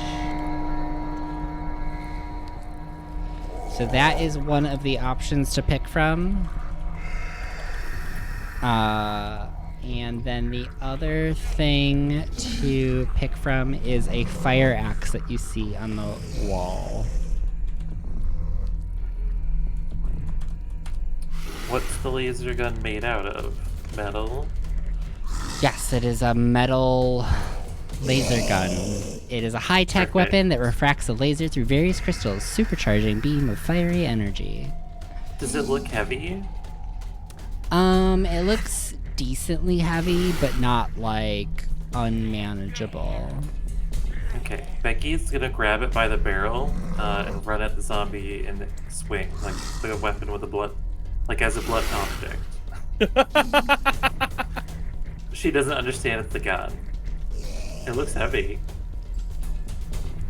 Alright. So make, so you charge at this shambler, and you're gonna make a blunt attack with it. That is 2 successes. Beautiful. So that is gonna be 1 attack, or 1 damage to the shambler. Instead of doing 1 damage, I'm going to stun it. And so it won't do any damage. It does half the damage I would have done rounded down. So I imagine that's 0. So half the... Oh, okay. So you're gonna stun it instead. Okay. Yeah. Alright. So, yep, that will stun the creature. And so stunning is going to... Oh, Just kidding, it has to make a roll. It has to do a grit roll. Difficulty 2. That's what I thought. So grit roll for the zombie. It is going to fail the DC 2, so it will become stunned. So it can take no actions in their next combat turn. At the end of their next combat turn, the effect is removed. So you bash it over the head. You see that it kind of crumples in on itself, and its head twists. You hear the snap of the bone as its head twists around on its shoulders and is now backwards. It takes a moment to try to readjust and find its bearings. What would the other two like to do? Bailey's gonna make a run for that weapon table as well. Alright. Do I need to make a check? No, that was really just to assess the situation. I did a little bit of fumble, and all the things that are supposed to be in multiple rooms are in this one room. But we're just gonna roll with it. So That's it now. The other thing that is available is the fire axe, and then you also see the vest beyond the zombie in the firing range. There is a protective vest on one of the shooting range dummies. But you can grab the fire axe. Great. That's mine now. It has 4 sharp and is a close ranged item. Okay. I would take it and run over to the zombie and swing. Alright. Make that crit check. Add 1. Okay.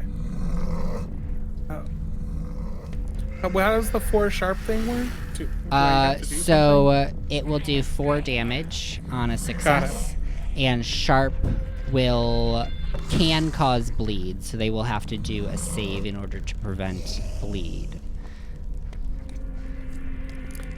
3 successes. Damn. 3 successes. Damn. Okay. So that is successful. So they are going to have to make a check in order to prevent bleeding, but they are automatically going to take the 4 damage.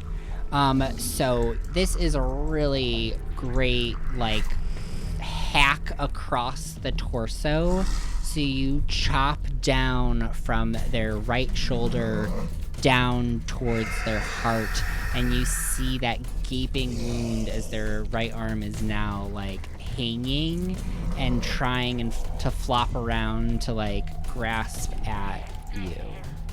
But they are going to make a check to avoid Aren't they stunned? bleed. They are stunned, yeah. So they're still stunned. I'm just adding extra nuance. But they have to make a check in order to not bleed, and that check is, I believe, a grit check. And they're gonna fail, so they're gonna get 1 point of bleed, which will do an additional damage on their turn. Beautiful. Cool. So... Oh, it should be a luck check, but that's fine. They still failed regardless. Alright. What is Isabella doing? So I still have the pointy end of the mop. Yep. Does that count towards weapon? It's As a effectively still just an unarmed attack, just like you would do with your hands, but you can do it with a reach. So you're not Oh, it's pointy? Yeah, it's not. If can't you've throw it like a taken javelin? time to sharpen it, you would have to broke it. I took the time to break it into a sharp Oh, pointy stick. I missed that part. Thank you. No, because So then, Lisa yes, got the other it will end. have pierce. So we'll have a pierce attack. So pierce will be a dexterity which is grit. Not grit, sorry, wit. I want to throw it. Yeah. Try to stab. So that will be a the wit thing. check. I want to try to spear the zombie dude in the eye. Okay. I got a success. All right. And I'm gonna say that this is based on the stats of other things, I'm gonna say it's a 2 pierce. So we'll do 2 damage. So you throw this as a javelin, it flies across the room, right into the eye socket, and now you see that it's like unable to like see out of that eye. It's still stunned, it's struggling. Brain. No. And it is stunned for its turn, so you all get to go again. As it is scrambling, it is very close to death. That mop handle is like centimeters from its brain. What would you all like to do? Is there a blunt object that I can find to throw? My idea here was to throw the javelin and find something immediately afterwards. Okay, you can pick up random blunt objects in the room. And then try There's a trash can, there's... Oh, that works perfectly. I'll take the trash can, and I want to try to ram the javelin all the way through its head. Alright. So make a grit check. I got a success. Alright, so as you pick up the trash can, you turn it over, all of the paper falls out, and you charge at this shambler and whack the end of the mop into its brain. You see it punctures out the back of the head, and it stops screeching at you, and just are left with a little bit of gurgling as it collapses to the ground. And any blood would have seamlessly blended in with my black clothes. Yep. Definitely not splattered all over your face. We'll ignore that part. All right. That is this room. There was like armor in here, right? There was. So you can find at the end of the room, you can make your way, step over the body of this zombie, because it was like in the shooting range area, and make your way to one of the dummies. It is indeed wearing a protective vest.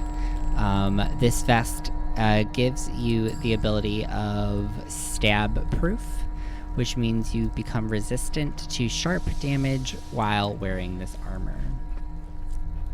Ooh.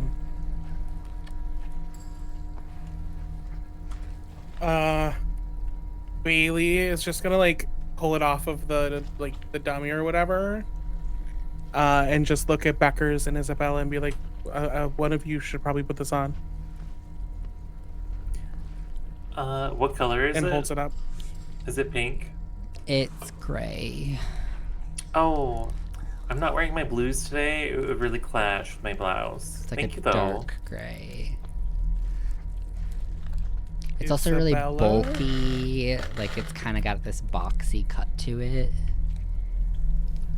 You know, Isabella was just gonna try and find magazines or something and duct tape and do her arms up. What a queen. I've seen World War Z, bitch. They don't care about my chest. Normally they're not going for that part. I want like arm protection. When Beckers doesn't take it, like when Beckers passes, Bailey's just gonna hold it out to Isabella without saying a word. Okay. Isabella begrudgingly takes it. And can I also take like the employee badge off of that person we murdered? Yes, you may. Oh. Do I recognize this person?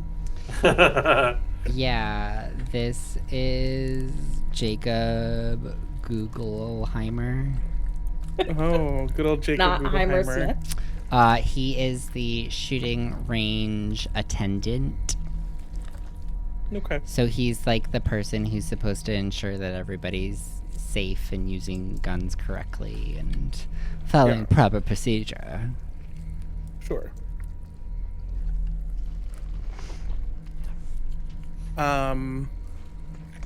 Cool. I need another weapon now that my javelin is in this guy's head. Do you want this mace I found, or baseball bat? And Izzy, and she'll hold out the laser rifle, like it's a melee weapon. She grabs it. Is there something sharp around? There are no other official weapons. If you make something makeshift, it will have worse stats than the official weapons, but it will be better than your bare hands. Well, right, I have a baseball bat. Is there like metal that I could slam somehow I into gave the you, baseball so bat? just to be It's clear, a Val, laser I gave you a laser rifle. Oh! I'm just dumb as shit and think it's a bat. I missed that. Oh, sorry. I'll take this. She slings it over her shoulder. Beckers, do you want to take this and I'll hold out the axe? You Oh, probably sure. do more damage with it than I Becky's can. Open doors. Oh, yeah, that too. Wait, what's damage? You know,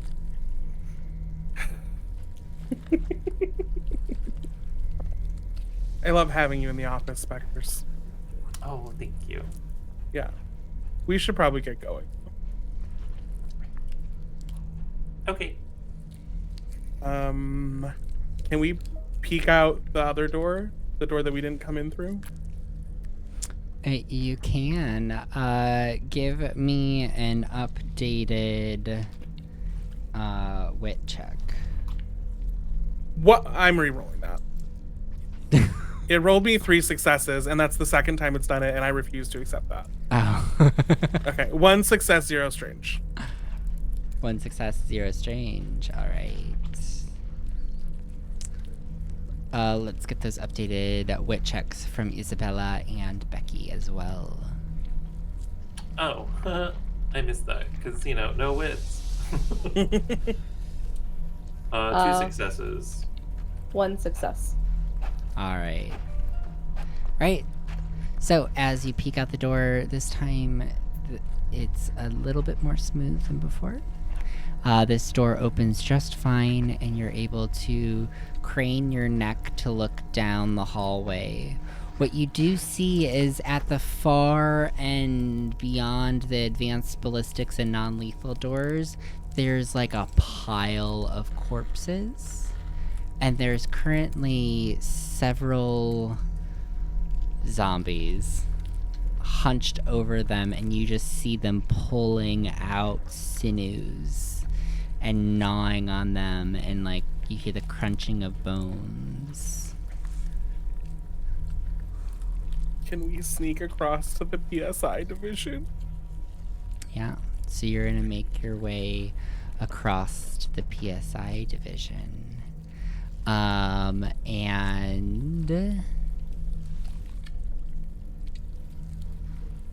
alright. Looking around this lab, you see a series of brain scans pinned up against the wall. A monitor flickers, showing a video of a man with eyes bulging, staring at a goat. The bottom of the video reads, Attempt number 32, Subject 67, Live Test. As you look around, you see the camera and the goat pen, now empty bar, 1 torn and bloody hoof. What? Can you repeat the last one?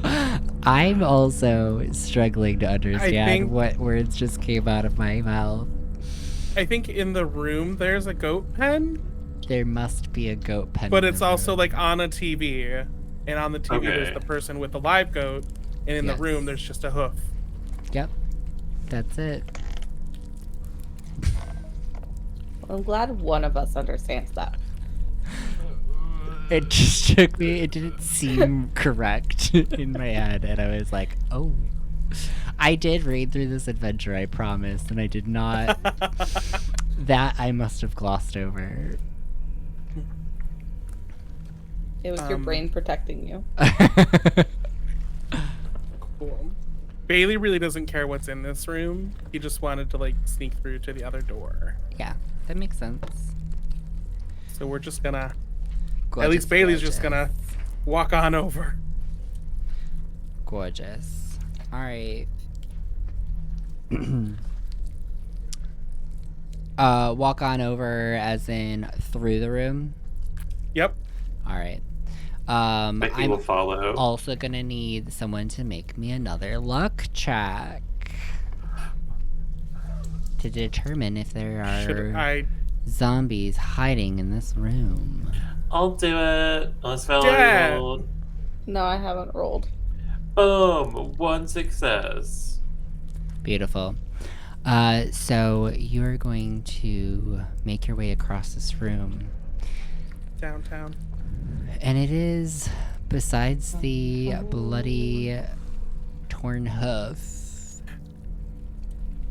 empty. And you make your way to the other side of the room, and you approach the door. Can I want to grab, what is the bloody hoof on? Is it just, It's from a goat well, I that understand is that currently part. missing. It's on the ground. I'm gonna pick up the bloody hoof. Is it like fresh blood? It is fresh blood. Yes, I'm picking up the hoof. Oh my god, it's a good idea. It's like a Scooby snack or whatever. Throw it and they'll go get it. Wow, Becky, we're actually on the same page for once. Yes, work bestie. She's just gonna stare at your pinky and move along. Alright. So, as you approach this door, how would you like to proceed? Creak it open Okay. to peek outside. So your creek Sneakily. open to peek outside, and as you do, you see the elevator door, the glow, that yellow glow that was at the end of the hall is now just out of reach. Because what you see scattered across the ground is the faint shimmer of broken glass. Lovely. Wait, where are we in the PSI What? division? You're right outside the elevator doors in the PSI division. Okay. And what does the broken glass signify? It's broken glass all over the ground. From where? Oh, okay, it would make noise. Yes, that is mechanically what I am insinuating. only You we would had have a to broom do right an now. extra wit check in order to cross the broken glass to the elevator without attracting any more attention.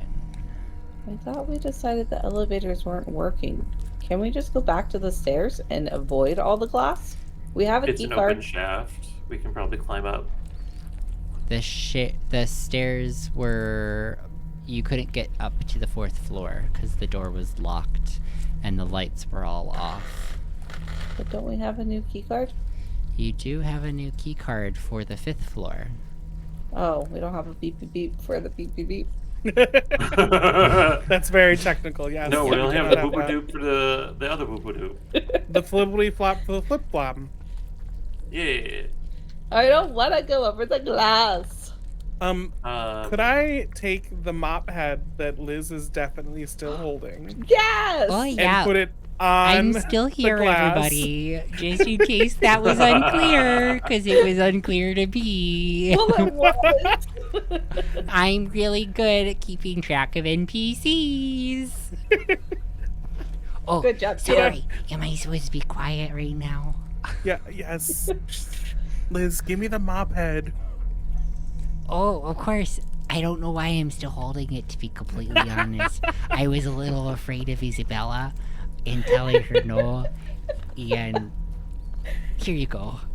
So I'm gonna put it like on top of the glass so we could step on it and hopefully not make as much noise going over it. Ooh, I like Because if I try to this. use it to sweep, I feel like that's Yeah. gonna make Yeah, a that'll scrapey just noise.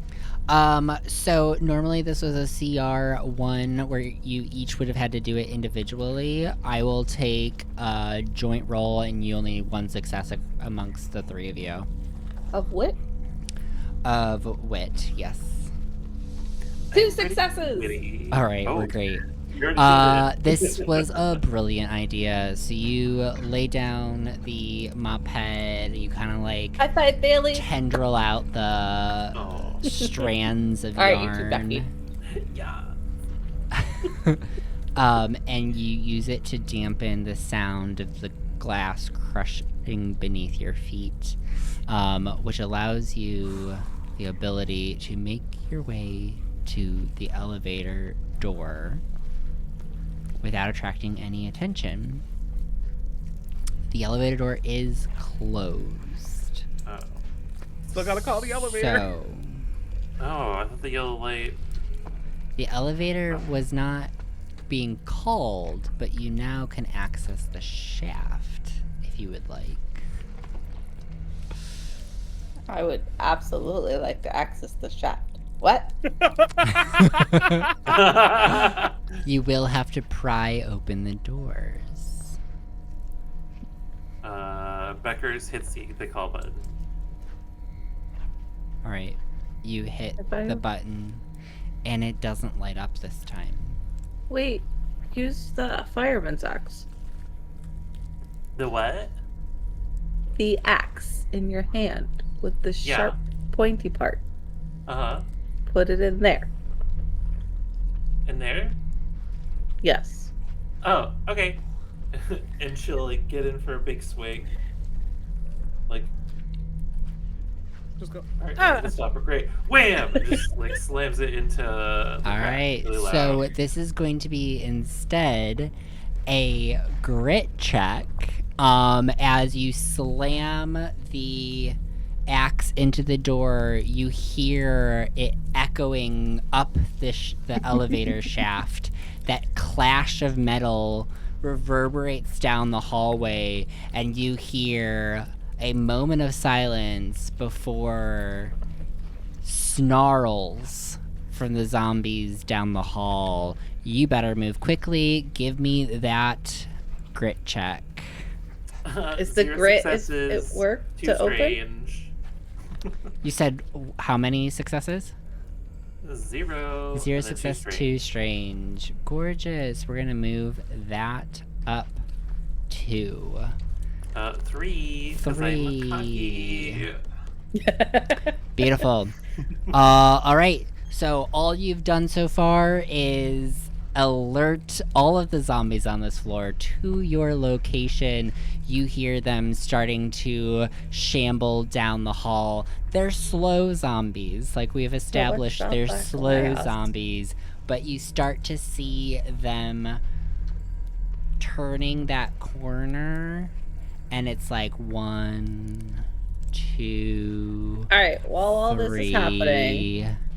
so Becky Oh, did shit. not get it in the gap at all. She just hit the doors. That's all she did. Basically. Oh, I'm fuck. going to steal the axe away from her and put the sharp part next to the hole and then slam it with my fist to try to get it in between the doors. All Real right. quick, as Like I'm doing this, that, Becky. could I inspire Isabella while she's doing that? Ooh. Ooh, do you Ooh, have are you gonna an inspire ability me? for this? How does this work? I do. So it just says target ally gains +1 talent die Oh, to I their forgot dice about pool those. when making their next skill check.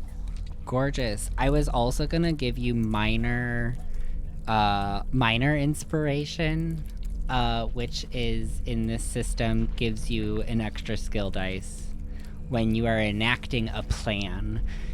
And this is where we get into a mechanic in this game that your plans are important important that you come up with a plan and enact it, and you do skill checks to do that. And so this is a good plan that you are now doing by wedging the tool into the elevator.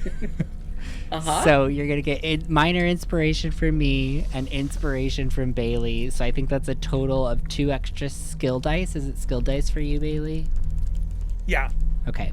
So you're gonna roll your regular amount of dice and then add 2 extra dice. I understand what the plus and minuses mean now. Thanks, Russ. It did not work. It didn't work. Oh, I see. Hold on. Now I screwed it all up. How did I get rid of... Oh. Done. I got it. And I got 0 successes and 1 strange. No! I swear. All right. Oh, I rolled the wrong one. That was wit, not grit. Oh, okay. Okay, that was 3 successes, 1 strange. Okay, perfect. So we're still moving up that doom clock, but as you bash in the door, you see that they start to part ways. You can now get in if the 3 of you want to cooperatively pull the door open. Now the zombies, or at least the one closest to you, is about halfway down the hallway towards you. Everybody give me a collective grit check to now wedge it the rest of the way open. And I don't get any extra things this time. I get a bonus No. die on any check that involves athleticism. So does That this- would count, yeah. This is athletic. It was. Okay. Tim, I would like to let you know that I have had an ability this entire time about improvising weapons and Oh. using my smarts rolls, and I completely forgot that we had abilities. Yes, you do have abilities. I've been doing that. Oh my gosh, yes. So you specifically can make better improvised weapons, so that is something to keep track of. I'm aware of what my abilities are now. Sorry. It's all right. All right. I got- How are we doing on those grit checks? 0, 2. 0, success. 6, 2, Strange. 2 strange. Oh my gosh, we are approaching quarter past, everyone. You're welcome. Which one's first? Yeah. 1 success. You're and inverted. 2 strange. 1 success, 2 strange. All right, that pushes us past quarter past. Ooh. So things are going to start to speed up from this point on. And how are we doing with the Beckers? 1 success, 1 strange. All right. All right, so you whip open the doors. They crash to the sides. The zombies are still shambling towards you, and you see in the shaft, you look up, and you see the elevator up 2 stories, and it seems to be stuck. You just hear it creaking, and you see a little flash of light as the metal screeches back and forth. But you do see on the other side of that shaft a ladder that goes up the shaft up to the floors above you. So we have to jump to it. You have to jump to it. Wait, this elevator goes down? It does go down too. There's not an elevator there on the 6th floor. Is there not? No, it's in a different location. Oh my gosh. Okay, no, it doesn't go down. But at the bottom of this elevator, there's space because the elevator has to be able to go beyond and then have the like spring system, the hydraulic braking system. So the elevator always goes down quite a bit. They actually do go down pretty far. You don't want to fall. It's not fall to your death, but it is fall and break your ankle. It is fall and break your ankle, yeah. So you do have to jump across, or they have like there's rungs along the side to if you want to shimmy across, because that's how they would make their way to the access. Honestly, I think realistically the ladder would be on the same side as the doors open, but this is a zombie movie. It's on the other side. You gotta jump. I'm gonna push like Liz in first and like have her do the rungs to go around. Yeah, sure. And she's gonna like very gingerly like grab onto the rug. She's like, oh gosh, Liz, you got this. it's really You got far. Oh my goodness, y'all. Oh no, the zombies! I hear them. I see them. They're right behind ya. They're right behind ya. I'm going as fast as I see can. zombie land. Okay. So I'm gonna have her do a wit check to see how quickly she moves because you put her in front. I was gonna say that we could try to jump across or go the other way around while she was in there too.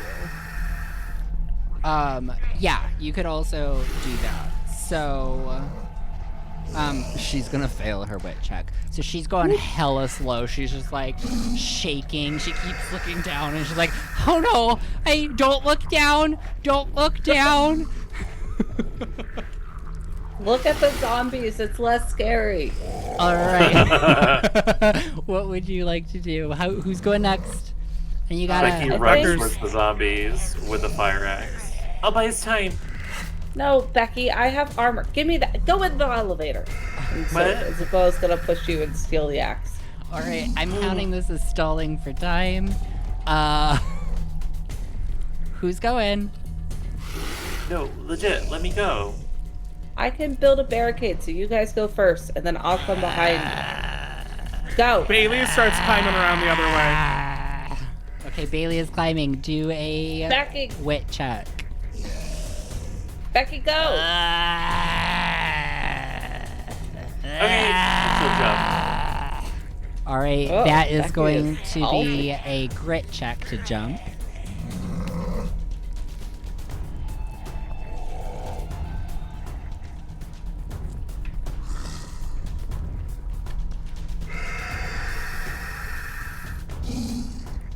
We'll just all dance to the song, and Tim said, It's Alright, not in two my head. successes. I actually am streaming music to the audience. You just can't Oh. hear it because I forgot to I share can't the link. hear it. How many successes? 2. 2 success. Perfect. So you leap across like so dramatically. This is that scene in the movie where time slows down. Your arms are like the wind is like blowing past you. Your regally wavy blonde hair is waving beyond you, and then you grab onto the other side and you start pulling yourself up the rungs. You're moving very quickly. You see what's her face is still like Liz is only on like the second set of rungs. Bailey, you were successful, so you're like making pretty decent time. You are now at least hopefully out of reach of the zombies. Isabella, what are you doing? Is there enough space for me to go on one of the sides? You can get behind Bailey. Okay, then I'm gonna get behind Bailey. All right. So you And then- step around to the side behind Bailey. Both of you give me another wit check. And I will also have Lisa do the same thing. How do you make a 0? 0 and 1. All right. 1 success. All right. And for Bailey, Double zeros. double zeros. All right. So Bailey is going to slip on one of the rungs. You lose your grip with your right hand and you slip down, but you catch yourself with your left hand. And you pull yourself up, but you have now slowed the group down enough for the first zombie to reach the door of the elevator shaft. And it starts to try to grasp for Isabella. Isabella, is there anything that you would like to do in retaliation before it makes an attack on you? So I want to basically put all of my weight on my left side. So I'm holding on, and then I can take the axe and then like use all the propulsion in my body to swing at the zombie. All right.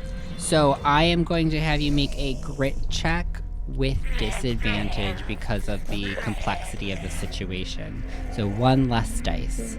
And it's not disadvantage, it's minor disadvantage. Minor disadvantage. Yeah. I got a strange, but no success. All right. So you swing your body around wildly. The torque of the axe, because of its weight, is going to pull you out as you whack your back against the side wall of the elevator shaft. Ouch. And you slam into the door with your wrist. You miss the zombie, but is now going to try to whack at you. It is also going to, as this is happening, it's grasping at you. You whack its hand away enough that it misses its attack on you. And we are going to now do one more round of checks before everybody makes their way up this elevator shaft. So, Becky, give me a grit check. And everybody else, give me wit checks. 3 successes, 1 strange. 3 successes and 1 strange. All right, so now that things are sped up, these clock ticks are going up as well. And then we got success and strange and another success and a strange from Bailey and Isabella. We also have a success and a strange from Lisa. And we are quickly making our way to the half-past point. Something pretty big happens at that point, so I'm excited. Alright, so with these rolls, you are all going to make your way over to the ladder and you're going to start climbing up. You hear above you the elevator shaft. In the elevator shaft, the elevator is still like stuck and trying to get unstuck. It keeps kind of doing that thing where it shifts up and down. You hear the clanking of the doors above you as you're getting closer on something soft and kind of fleshy. Like Lovely. The doors can't close, and that's why the elevator can't move. Can I see the door of the floor beneath the elevator? Yes. You do see the floor. With my 3 successes, can I just like 4. Hulk out and you just see every muscle in Becky tense as she just throws herself up to the other floor and catches onto the door? Yes. Give me a grit check. Oh, another one? Yes. I thought I did the grit check to climb. That was to climb, but to get back over to the other side. Okay, my +1 because I'm jumping. Perfect. It's nothing. 2 successes, 1 strange. 2 successes and 1 strange. Okay, that'll do it. You throw your body over to the other side. You grab the door ledge lip. Yeah. And then you can I just start pulling? so you can start pulling. So make me one last grit check as everybody else is kind of filtering in behind you. 1 success, 1 strange. All right. So, everybody else, I'm assuming, is going to take the slower route around. I'm gonna ask one of the two of you. So, Isabella currently has to step away. So, Bailey, can you make me a luck check? Got it. It's 2 successes and 0 strange. Oh, all right. The elevator stays put. Oh, Iconic. I'm so scared now. I didn't gonna be think that that was an Becky option. show. This is a horror film. There's so many moments of suspense that are options. So many near-death experiences are about to happen. All right. So the elevator stays put, and Becky Beckers Johansson is pulling open that door. You're like, you have one arm around a rung of the like walkway area thing, and then you're pulling the door with your right hand. Give me a grit check with disadvantage. Another one? Or sorry, did you just give me one for the door opening? I lost I track. thought so. Okay. Yes, you did. Sorry. Wow. I'm a goldfish, y'all. Alright. So, you start inching that open. And as you are inching open the elevator door onto the 4th floor, let's go visit the 4th floor.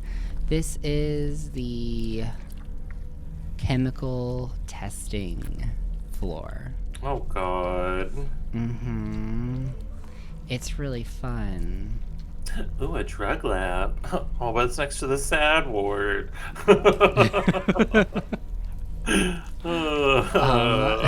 Sad. I don't like that. Sad stands for something. Seasonal acute depression ward. Let's go. So Bailey would know that it stands for surgical assistant droid. Oh god. Mm-hmm. So you make your way onto this floor, and it seems to be a relatively empty hallway. Sure, there's dead bodies against the wall, but nothing moving. Alright. Do I get the door all the way open? Yes, eventually, you're not under time duress now. Eventually, you do pull the door open. You do occasionally hear the sound of a zombie 2 floors down falling into the elevator shaft, crashing Nice. into the bottom. But you slowly make the door open. Open the door. And make your way into the hallway. Cool. Now I'll help everyone else into the hallway. Alright. Oh, thank you. Very much appreciated, Beckers. Oh my god, anytime, Liz. Oh, I thought we were goners over there. Do you think there's more of them? Oh! Oh! Yeah, there's Probably. definitely more. Oh goodness. Oh goodness. Oh, there's a lot of dead bodies here. I'm gonna be sick. Oh. And she just like hunches over and she's just like taking deep breaths. Here, have a drink from my hydro flask, and I'll hand her the bloody one that belonged to Jill. She looks The top at is it. bloody, though. She goes, "Was this Jill's? Do you think that she's still alive?" That's like such a weird thing to say. We all have the same pink one. It's mine.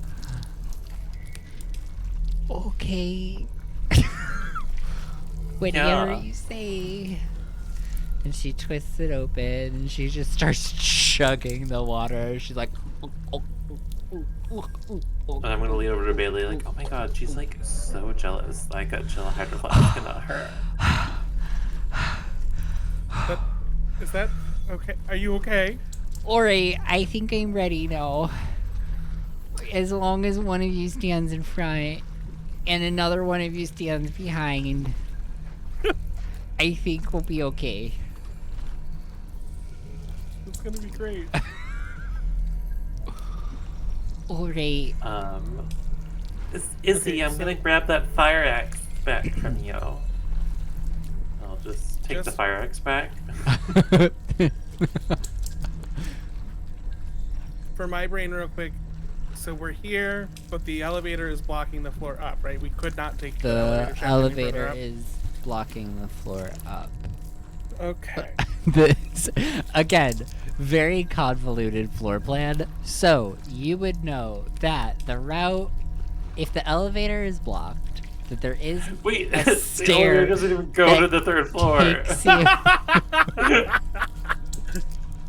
There is It's a there. stairwell Don't that worry. takes you up to 3. Yes, correct. Well, the most secretive of all of the experiments happen on the 3rd floor. Those are the biolabs. Like, those are really important. We can't have those corporate secrets leaking out. So we need to make it difficult for people to come in and out of this area so that there's no risk of those secrets being stolen, Becky. Backers. I've seen your God. employee file. What is?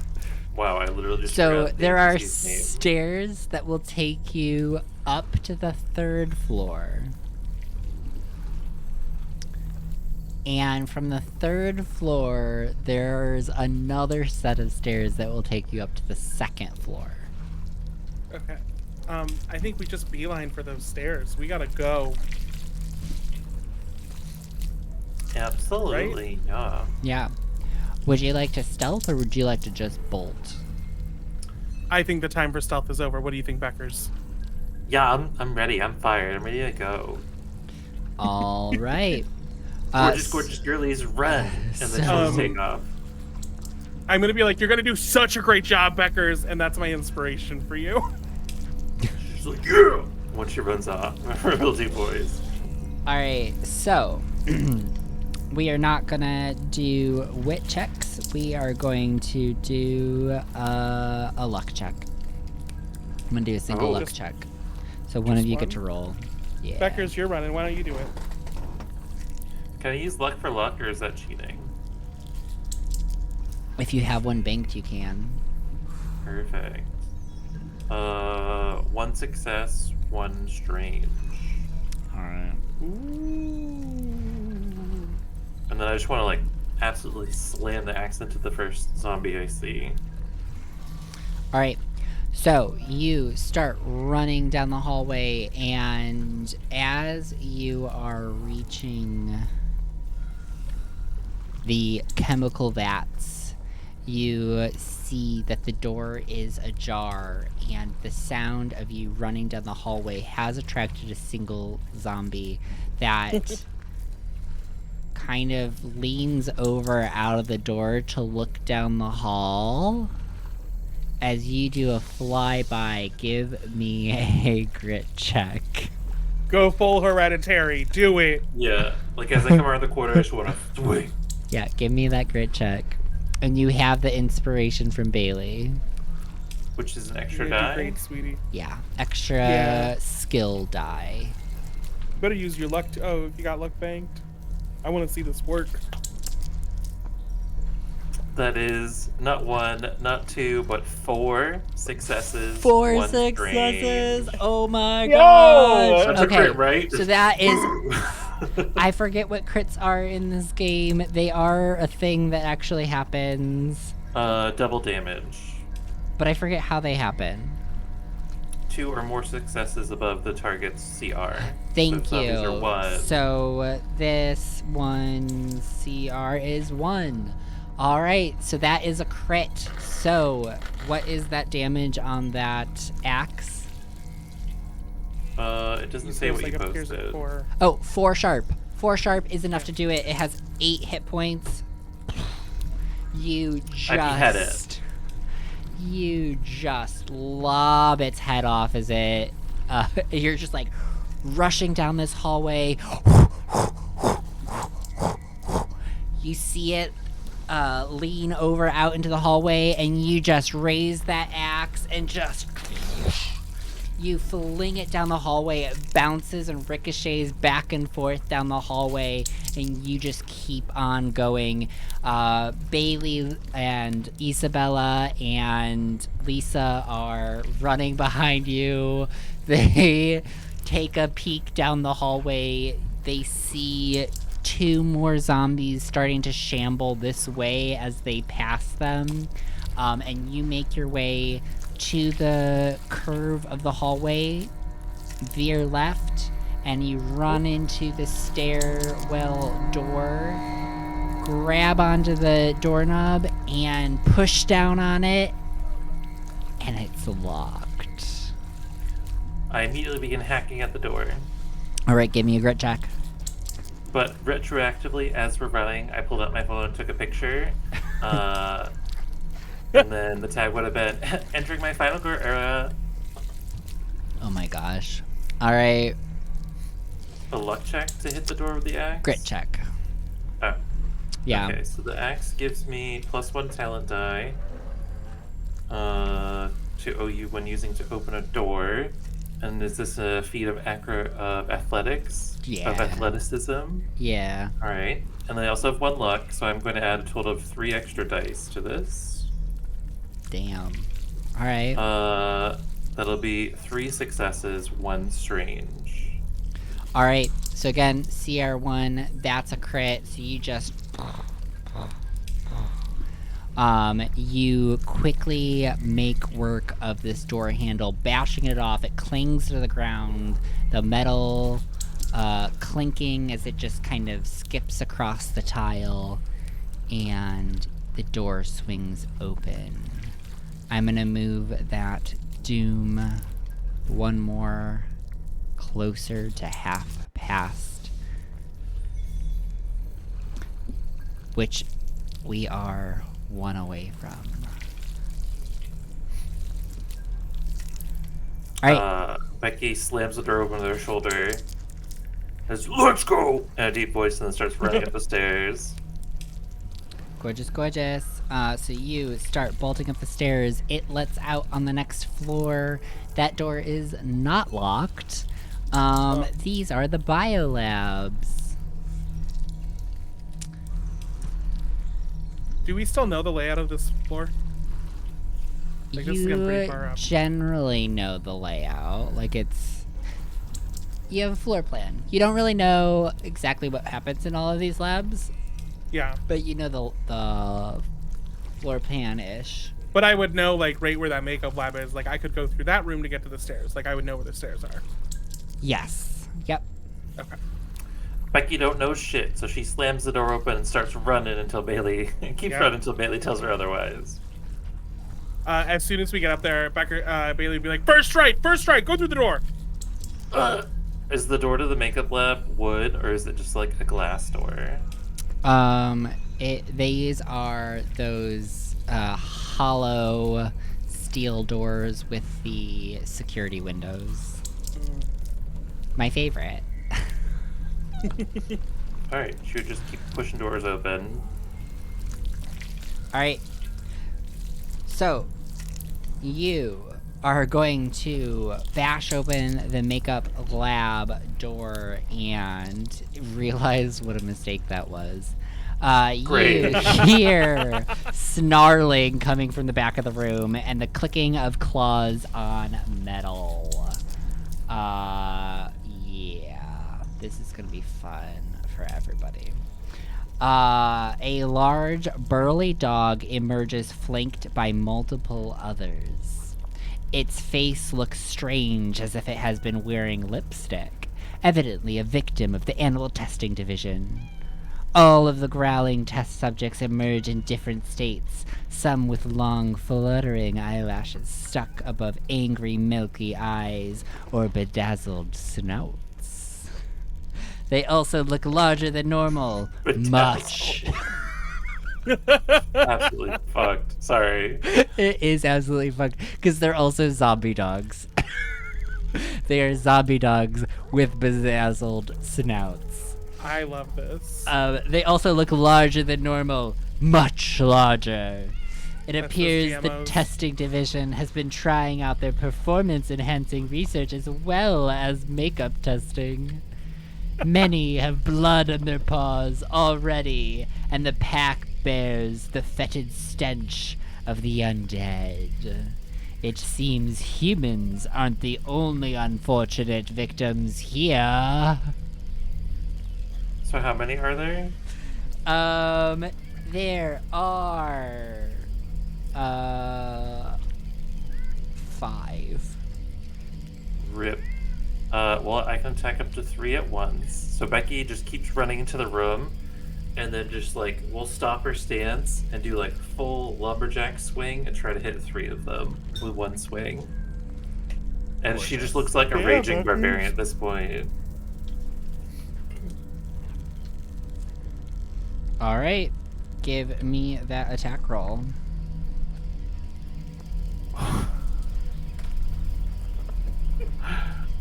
That is a 4 success. Gorgeous. It's broken for me right now, but I'm taking it. I love that So because it I does also... deal half damage. Oh, because you're targeting 3, so it's half. Yeah. Halved, but then times 3. Okay. Yep. Alright, what... 4 sharp, so it'll be 2 to each of them. And then they're also each pushed back 10 feet away from me. Alright, so you cleave, you like spin around, cleave, push them back. They each have to make a luck check to avoid bleed. 1 succeeds, 2 succeed, 3 succeed somehow. And I just realized there is a mechanic that I have left out. When an enemy is hit with an attack, they have a reaction Rip Becky. based on their class.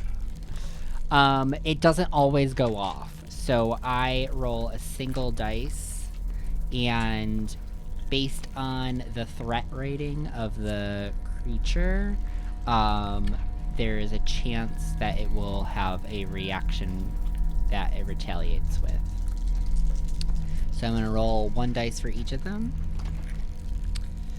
So 1 is going to retaliate. So as you slice through, you push back one of the dogs, and it goes off to the side, bounces off the, like, lab counter, and redirects its attention towards Lisa. And snarls, grabs onto her arm, and rips at it. She takes 1 damage. Alright, Lisa. what would you all like to do, Isabella and Bailey? Can I look for a weapon? You start to scan the room. Give me an... I will take either a smarts or a luck. Okay, I'm gonna do smart. So I'm gonna use one of my luck die. Alright. 1 success, 1 strange. 1 success, 1 strange. Okay, gorgeous. That will put us at half past as you find a chew toy sitting on one of the tables, and you think, They are still dogs, right? Maybe some of their innate drive is still left in there. That reminds me that Isabella has that hoof. You also see... you do have a... you did steal the hoop. Oh, God. You also see a syringe sitting on another one of the counters. Maybe this has that performance-enhancing drug in it. If too much gives them a heart attack and kill it. I don't feel good about that. I'm gonna take the chew toy. Right. Yeah, why is the makeup So testing you performance slam your enhancing hand on the drugs? counter, grab the chew toy, it squeaks. And you see all of their ears perk up. How far from the door that we just walked through am I? So you are... Could I feasibly throw it out of the room? That's really what I'm asking. Oh, like you basically just walked into this room. You were behind Becky. Okay. So you're all like entering the room behind Becky. Okay. So you want to like throw it back into the hallway to get them to run past you? Yeah, what I think I'd like to do is... Yeah. Because there are also 2 doors that exit this room on the other side. One to the right and one to the left.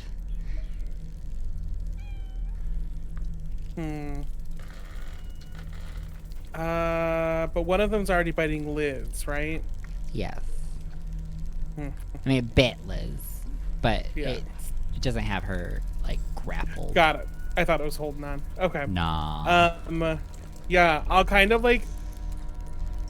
yeah, I'm gonna squeaky toy out into the hallway. Alright. Just be like, here boy, here boy, here boy, squeak, squeak, squeak, squeak, squeak, squeak, squeak, squeak, squeak and squeaker, chuck it. Alright. So you chuck that.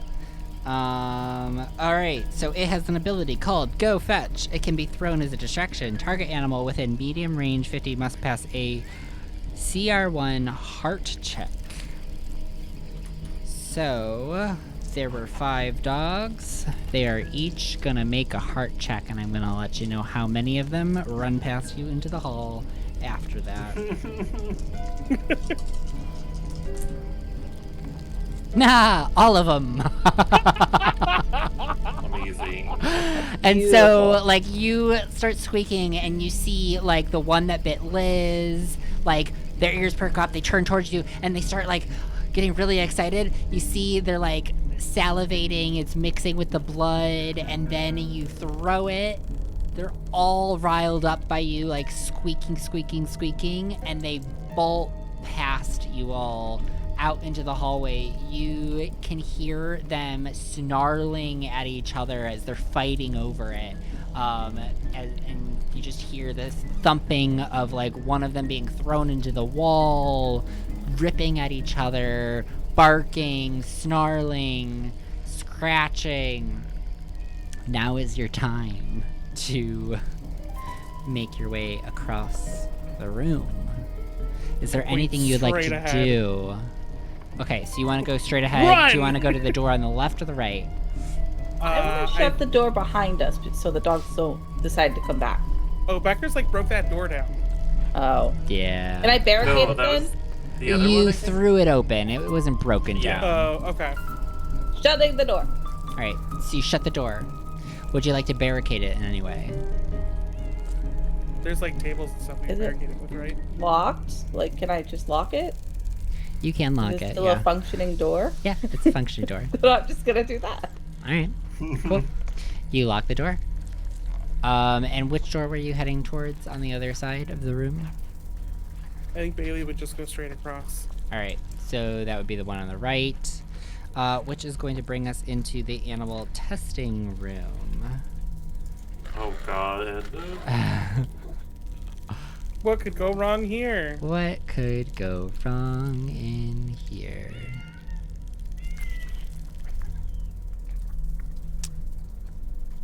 Yep. Okay. You see.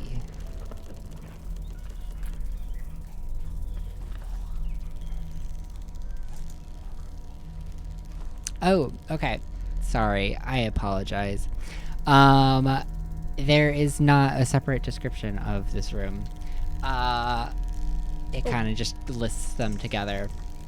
But it is the animal testing room. There are more lab tables. These ones just are a little bit different. So like in the previous room, there were the like cosmetic counters. And these ones have the same like chains at the end of the counter with the collar on it. But it is empty otherwise. We just pass on through. Alright. So you make your way across the room to the other door. And how would you like to proceed? Bailey is thrown like all caution to the wind. Is anyone else trying to be cautious? I think Becky would just be running, Alright. going left or right, depending what Bailey shouts. Yeah. Alright. I'm keeping up. So you are all bolting at this point, trying to make your way to those stairs. So you throw open the door, you enter into the hallway. You see that there are some shamblers down at the next intersection of the hallway, but you don't give a fuck. You're making your way to the stairs, and you start running up them. Everyone give me a wit check. Also, how's Liv looking, having just been bit by zombie dogs? Because that other guy turned really fast. Yeah, give me a smarts check. Oh, word. I'm so smart. Smart. 0, 0, 0. For all of those. 0 for wits, 0 for smarts. I cashed in all of the RNG on that 1-4. Oh wait, what do we need smarts for? Just cause you want to. To see- Cause you're concerned. See how Liv is Are doing. you Yeah. concerned with Liz? Yeah, I also have Yes, I would be. anatomy, and I could stitch her up. All right. Oh. Then give me a smarts check to see how she doing. That helps so much. 0 successes, 4 strange. Oh, God. Whoa! Fail. Crit fail. All right. Cool. 3, 4. Great. We are well past the past point now. What happens when we get to midnight? Is the self-detonating sequence just begins? Self-destruction imminent. Count. We will find out. You're gonna find out. 60. That's how that Getting works. purge protocol. Alright, so you're all scrambling up the stairs. How did those grit checks go? Oh, I forgot about that. I thought you said wit. Wit checks. Oh, okay. I keep forgetting that wit is basically dexterity in this game. Because they Yeah. it's like a compounded, like, acuity, dexterity, I don't know. It's hard to explain. I was 0 and 2, by the way. 0 and 2? Okay. Wait, are we in the day? It was, yeah, it's the middle of the day, yeah. Oh. You Well, were I at was work. supposed to- Are you night shift? Oh, you're a night owl, aren't you? I am. You're flaw. Your shit's supposed to be like all fucked up now. I don't know how to get rid of one, so I'm just gonna do that. 1 success. All right. So, as you start running up the stairs, Bailey, you're going to slip, and you're going to slip down the stairs a couple bit. You skin your knee real fucking bad. You're going to take 1 damage. As you, like, lift yourself back up, you catch a glimpse of... Was it Liz or Lisa? Liz. Lisa. No, it was Liz. Is it Liz? I thought it was Liv. Like L-I-V. I thought it was Oh, Liz, and then we were my calling God. for Liz. So she's both. She's both. You know what? I think Maybe none of us honestly, we know all her just- name. None Okay, of no, you. that's- Yeah, all her that's the different thing ones. is that like none of you asked for her name because you're all like, we know her. So Well, this her name's entire actually, like, Susan. time, you've been calling her different things. It is actually Liz, though. So you catch a glimpse of Liz, and she's like coughing into her hand, and then you see she's like looking at the blood in her hand, and she just goes, "I don't feel so good." Breathe through it. Breathe through And it. then you pick yourself up, you start scrambling up these stairs. She's behind you, but you can hear that she's struggling, and each time you look back, you see the zombies getting closer to her. What would you like to do? Spartan kick her down the stairs. So, this is the moment in the movie you really? where the camera pans to Bailey, and he has this like real serious look on his face. And then it pans to Liz, and she's just like,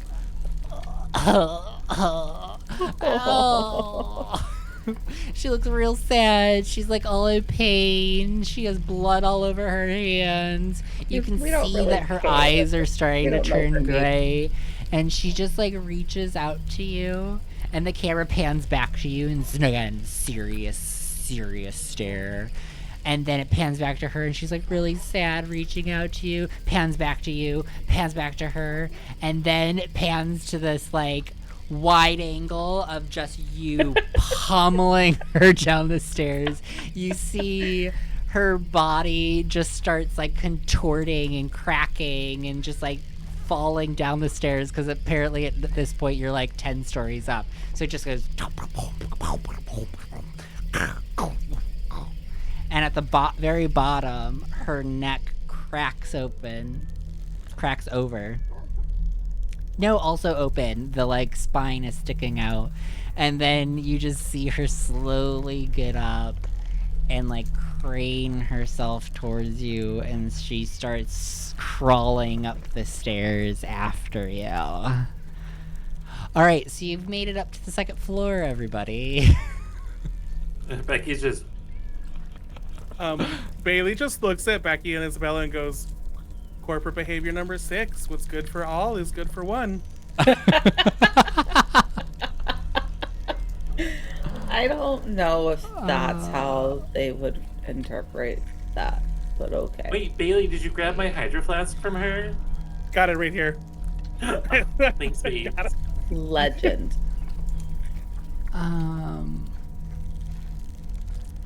I don't understand how this map works. Where did the stairs let out? Where does stairs let out on the second floor? The map for floor 3 does say stairs the elevator? to F2. Maybe Feel like it just skips 2 and goes to 1. No, because here's the thing. You all enter the building through a set Oh, it does of say F2. elevators called service elevators. I don't know how you got on this floor. God. I wonder if I scoured Google, it would tell me what happened with this map. Just say it's by the elevator. So we'll just say, yeah, you come out by the elevators.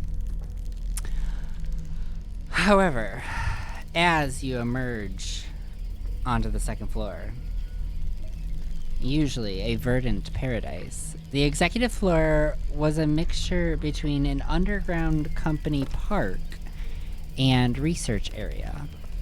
Now, the trees and foliage, once a source of joy and fresh air, seem more ominous and dangerous in the gloomy emergency lighting. The exit elevators are not far, just off the main foyer, but you can hear a rumble of groans coming from that direction.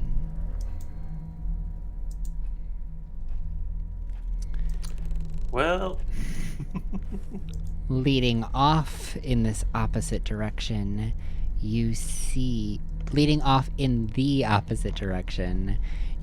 a trail of blood and carnage leading towards a pale yellow light shining from around the corner.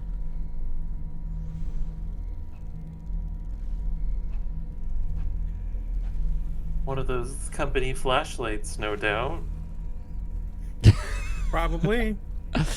So, for clarity, light. you hear the sounds of zombies, and I mean lots of zombies, Fuck.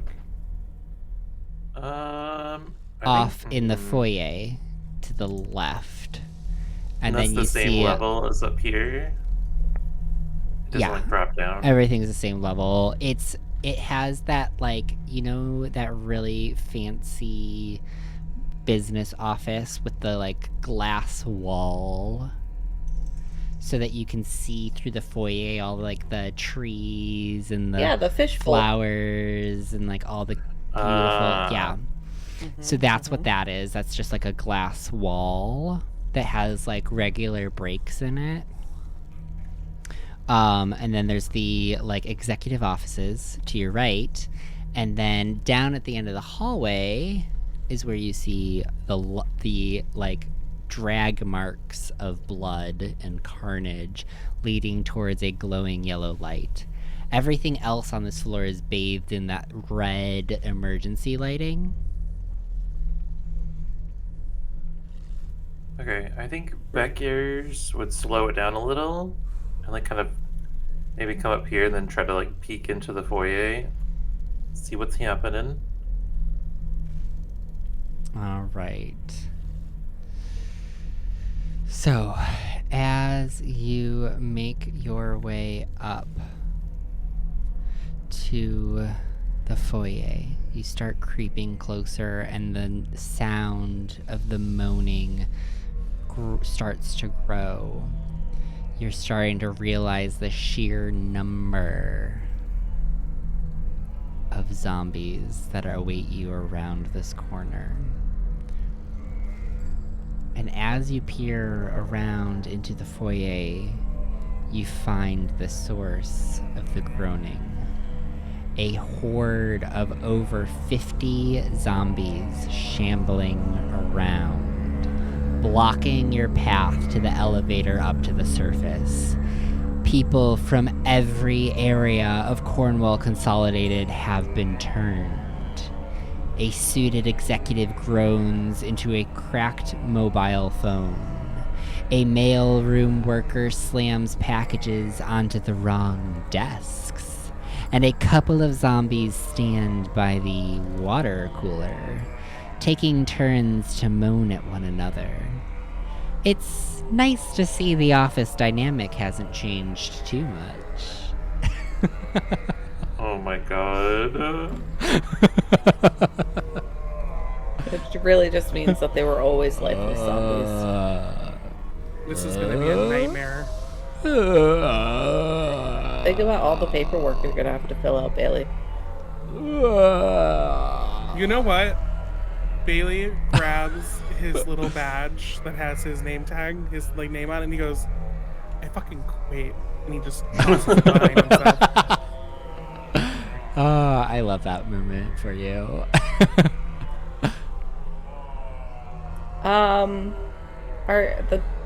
So they're only in the foyer, or that's all we can see? We can't see anything in the offices.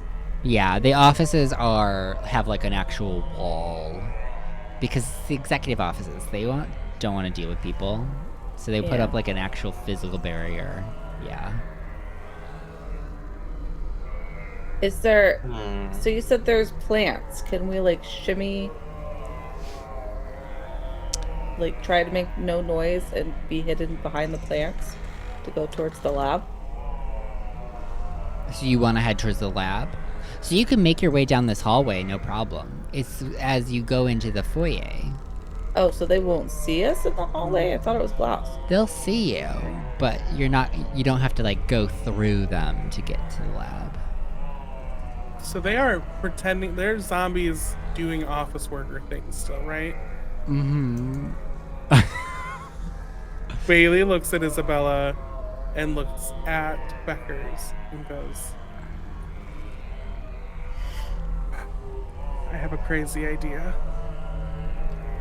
What if, Let's hear it. what if You're about to tell me that we're going to put... No, you say it. we're just gonna Over walk here. through? We just walk through. We shamble a little bit. You groan a little bit. They'll think we're just part of the office. And we just Are there right clean through. zombies? Like, aren't they all bloody and stuff? No, they're bloody.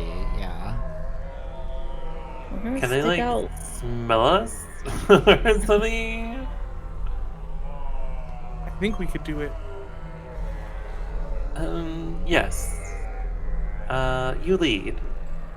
Well, Isabella's gonna pull out the bloody hoof at this point. Oh yeah. Ace in the hole. We either. Okay. So there's breaks in the glass wall, right, Tim? Yeah. So Regular they could breaks. come out of the foyer into the hallway. Yes, they could. Yeah. So that's the point I was trying to make earlier. Yeah. We can't just make it down the hallway.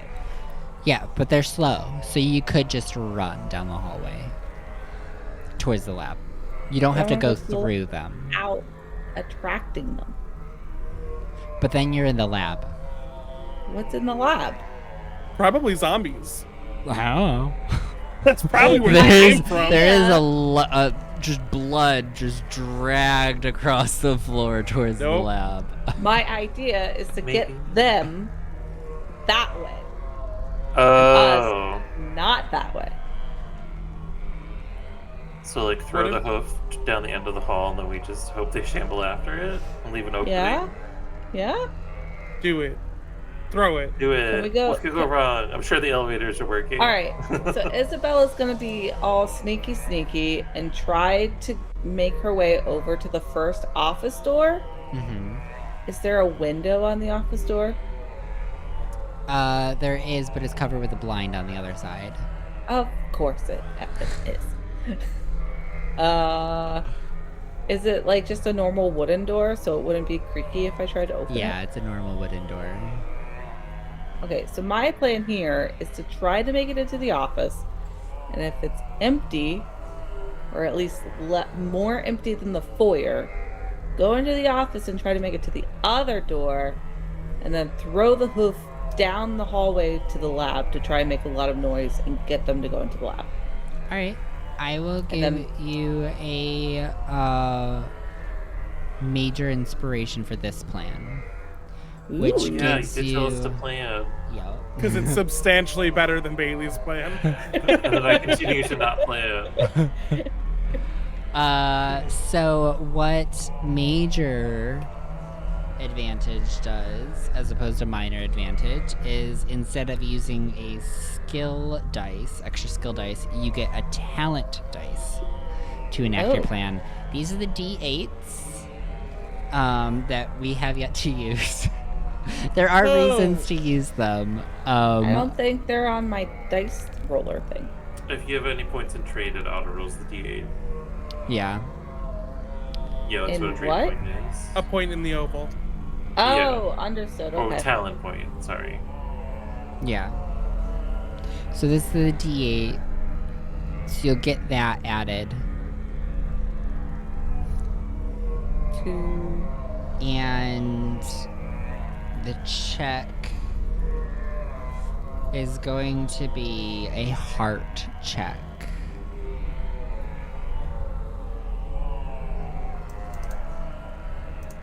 Okay, good luck. Alright. Anything anybody else wants to do while Isabella starts to sneak down the hallway? You are going to still have to make a wit check to do Did the Isabella sneaking whisper part. share her plan? Have we just been whisper yelling each other in the corner this whole Oh yeah, time? oh yeah. Whisper yelling, and somehow the zombies haven't heard you. It's just how it works. Alright, I have- Beckers would wait. Let Isabella do her thing. Trust her work bestie. So I got 2 successes. On your wit check? Yeah. Okay. So I you're gonna guess that's what that easily make your way into the offices. The offices are empty. Perfect. And Then you make your way to the other door, slip on out. It does not appear that anybody has noticed you. So make that heart check with that major advantage.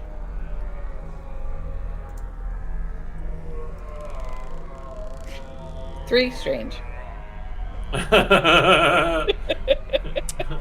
Nice. 3 strange. And that's it? Yep. 0 success. Great. Love that. Alright, so you are going to, like, get up over by the corner of the room, the hallway where it turns into the lab. Now you see, like, all of the sinews stretched down the hallway, down to the lab, and you see that glow of the yellow light, and you hear, like, a mechanical whirring in the laboratory. And you go to throw the hoof, and you throw it down the hallway, and you just hear it lands down the hallway a bit, and just a soft thud. It's like so anticlimactic. The camera zooms in, and you're like serious face. You have the sweat down your brow, and you're like winding up this throw, and you throw it, and the camera like zooms off with the hoof, and then it just lands on the ground.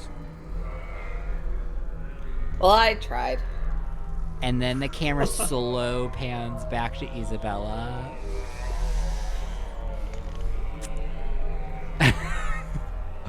Alright, what would you like to do? What else is around? Time to shamble. There are potted plants at the 2 doors of the offices. Throw the plant. There are body parts in the hallway. Can I roll to see if I've watched The Walking Dead? Would you like to give me a smarts roll? Fuck. Why you gotta be... Yeah. Ooh, Ooh, 2 successes. I watched 2 the motherfucking Walking successes. Dead. Okay. Great. Yeah. So, what information are you looking for from Walking Dead? Like, are you trying to, like, figure out how best to disguise yourself?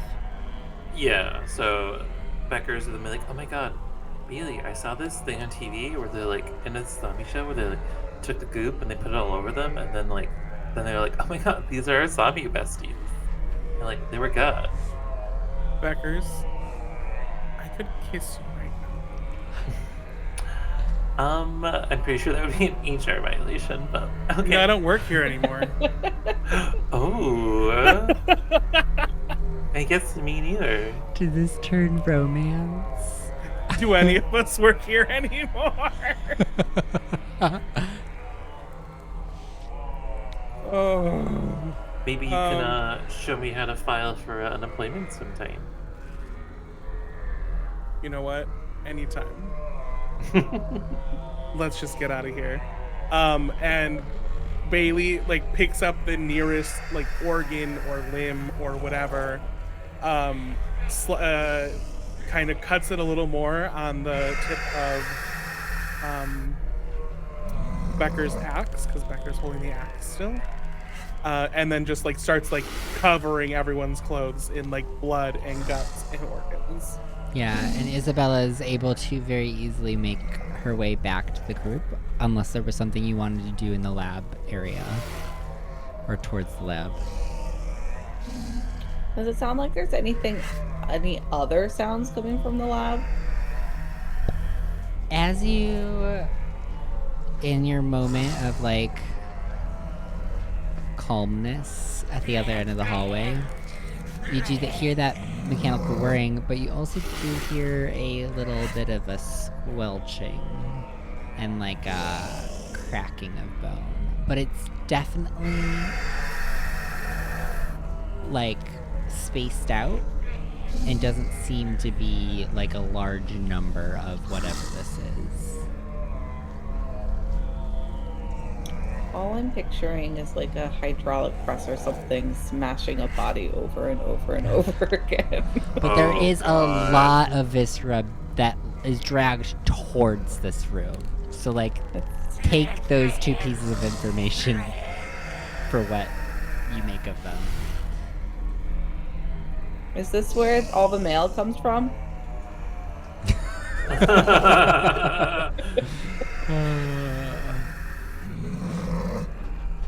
Part of me really wants to go towards the lab to see if there's some secret to unravel what happened here. And part of me is also like, I feel like I will die if I go over there. But what else is new? Bailey just wants to send me into a room full of zombies. It is going. You so look like back at us covered in zombie guts. Legit. from your smarts check. This is a risky ass plan. It might work, but it's going to be difficult. So if I you wanna go pull into it the off, lab. it will work, but it's going to be a very difficult, risky ass plan. Wait. Because if you fail, you are going to be incredibly vulnerable. Me going to the lab or No, going in? the No, other, goop. the goop, Okay. the goop. Yes, So I would you like to go know into that, the like, lab. yeah, okay. I want to be sneaky.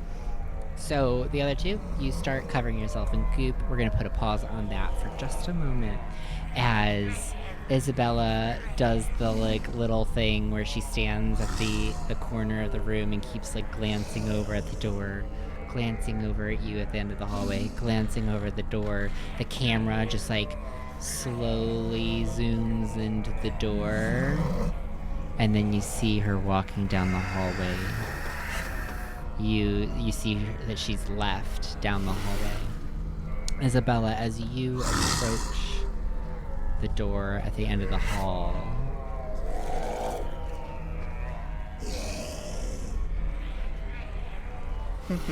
you are... I'm going to reveal the room. Ooh, a revelation. A revelation. Oh, containment breach. Oh. Oh. So I'm just at that door, the yellow thing. you're approaching the door. I haven't actually opened the door yet. Is there a window? There is no window. This is a very, very top secret looking door. It is thick, multi layers of heavy steel with a, the turny thing. What are they called? In boats and banks. I don't know. You gotta turn the crank in order to open the door. It's like hermetically sealed. But it is ajar right now. Oh, the door's open. The door is slightly ajar, yeah. Can I tell if the stuff was being dragged towards this room or out yeah. of this room? Towards the room. And it sounds like there's a mechanical room. Mm-hmm. And then again, like the crack of bone. You hear, Like a consistent cracking of bones. yeah, and then like chewing. Oh, you left that detail out, but I guess I wouldn't have heard that earlier. Yeah, I said gnawing. Gnawing on bones, squelching, ripping. I heard squelching. I don't just remember less. Not a horde of 50.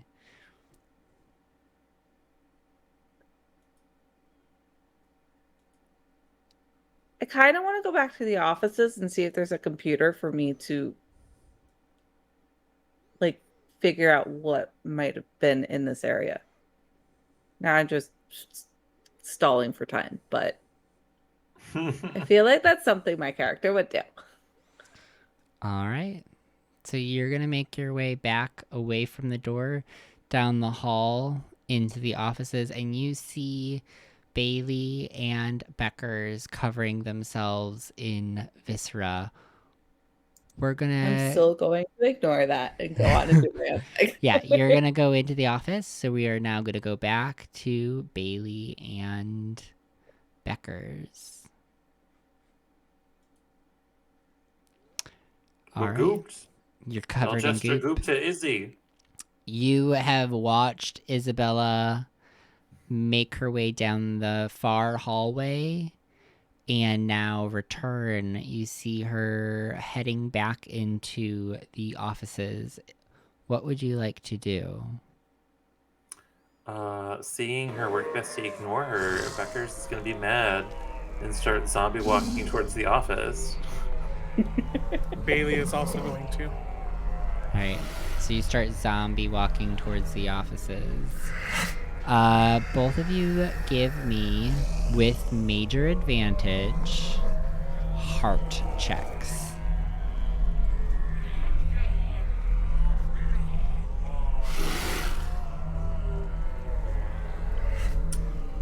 What's major advantage? You get to add the d8. So you add it to the oval in the auto roller. 1 success, 3 strange. 3. Yay, we're strange. Alright. 3 Are and we 2 at- for me. 3/4 yet? We're getting real close to quarter It's 2. at midnight. I don't think you want to get to midnight. Midnight is actual, like, catastrophe. You all die.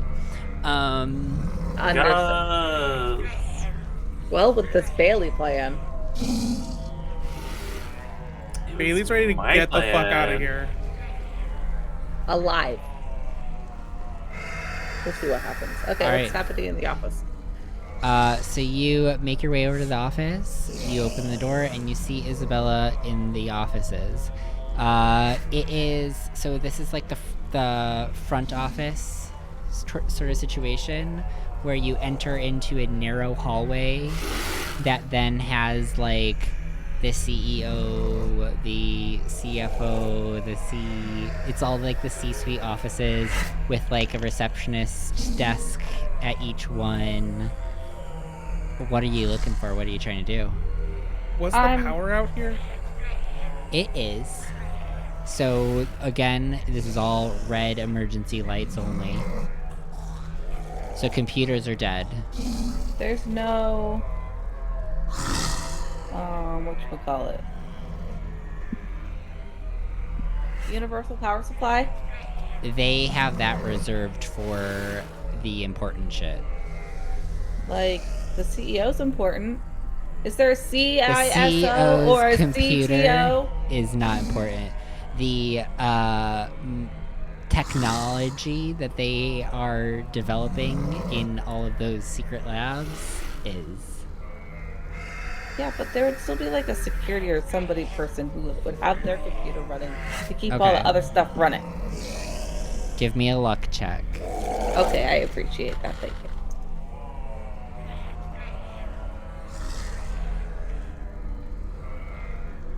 One more strange. Add it to the bucket. Alright. So no computers are on. So you check each of the offices and the computers are off. All right, whatever. Are there file If you want to cabinets? start going through file cabinets, you can, yes. All I'm looking for is like a more detailed layout of the building. Like specifically this floor and specifically around like anything that might be classified, so like even behind another locked door or anything to help me understand why that's a very top secret looking door and what might be behind said door. Give me a smarts check. Oh, I can do that. I'm good at that one. Ha! 3 successes. Alright. So you start going through all of the paperwork on all of these desks with all of these people and all of their files, and you start trying to find what you're looking for. And it dawns on you that as you are doing this, whatever is happening outside could only be getting worse. But you do In not other words, find this didn't anything. happen. No. Izzy, you want to come zombie with us? And I'll hold out Goop.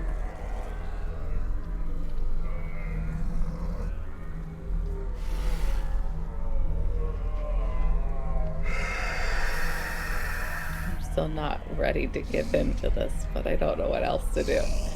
All right. Come on, work, bestie. I feel like I Fine. want to go back and get the hoof, and feel like that will help in some way, shape, or form, and then become all bloodified. But the hoof blood stays separate from the gory blood. Trying to keep the fresh blood that will attract the zombies. Does that make sense? I don't know how fresh it is at this point. It's not been that long. Alright, well, at least it could still make some sort of distraction or like hit a pot and get them to go to one side of the building or something. And then we run to the elevators.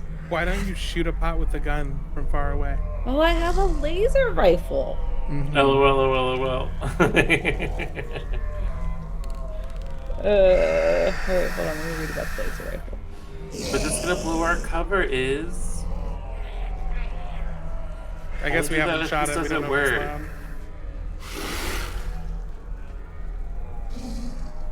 So it only has one shot before I reload.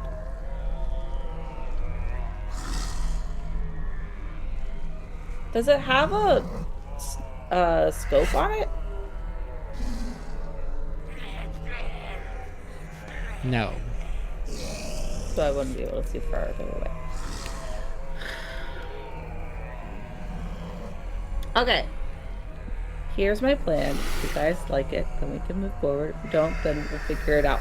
And we'll just do Bailey's plan. So we're still going to do Bailey's plan, but with a twist. Becker's plan with a twist. Bailey Becker's plan with a twist. Bailey Beckus. It's Becker's plan. Can I shoot something as, like, basically we're going to go to the left office door. And then we're going to shoot something, like, as far away from us that way, that'll make noise and attract them away from where we're gonna run from, so that we go that way towards the hallway with the elevators, and then I barricade the room place with the elevators until the elevator comes and then we leave.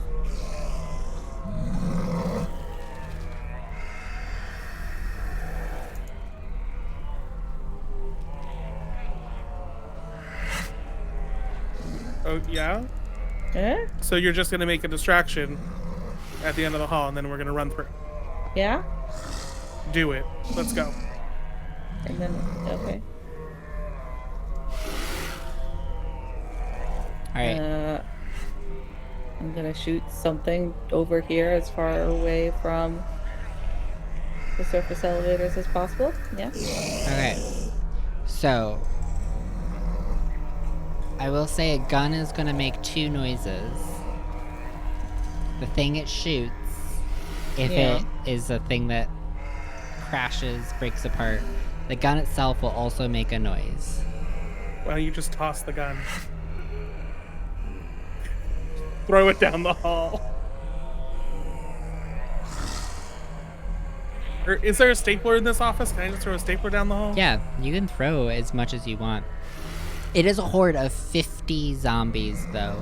So the likelihood that you're going to attract the attention of the entire horde that is currently moaning and groaning and shambling. I'm pretty sure whatever noise we make is also going to attract whatever the hell's in the lab.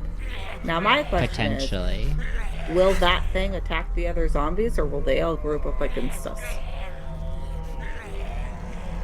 Only one way to find out. Yeah. This is the point in the movie where you gotta just make a ballsy ass decision and go with it and hope for the best. Alright, give me the blood. You're already gooped. Joke's on you. yeah, And right. Becky Beckers will start zombie walking, holding an axe, like in one hand. Bailey's gonna pull Becker's aside as we start to go. Is gonna get close to Becker's as we start to leave, and he's gonna whisper. He's gonna go, Beckers, I'm gonna do something really stupid. Don't. No.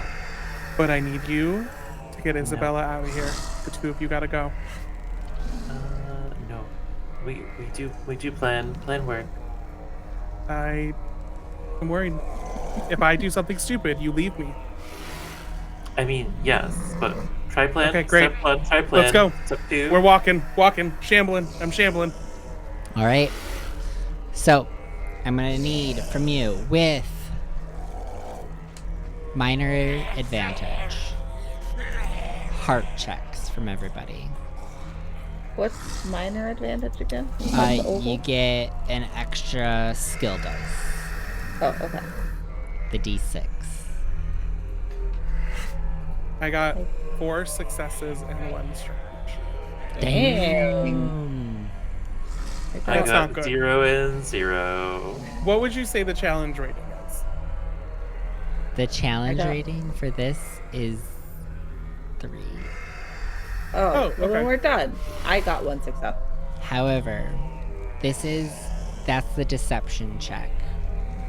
There's also a stealth check. And I'm allowing either. So make a wit check.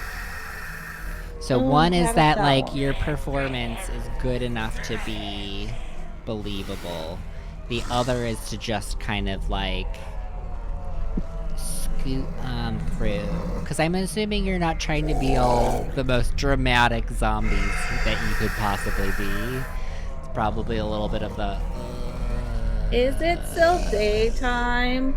It is still daytime, yeah. That sucks.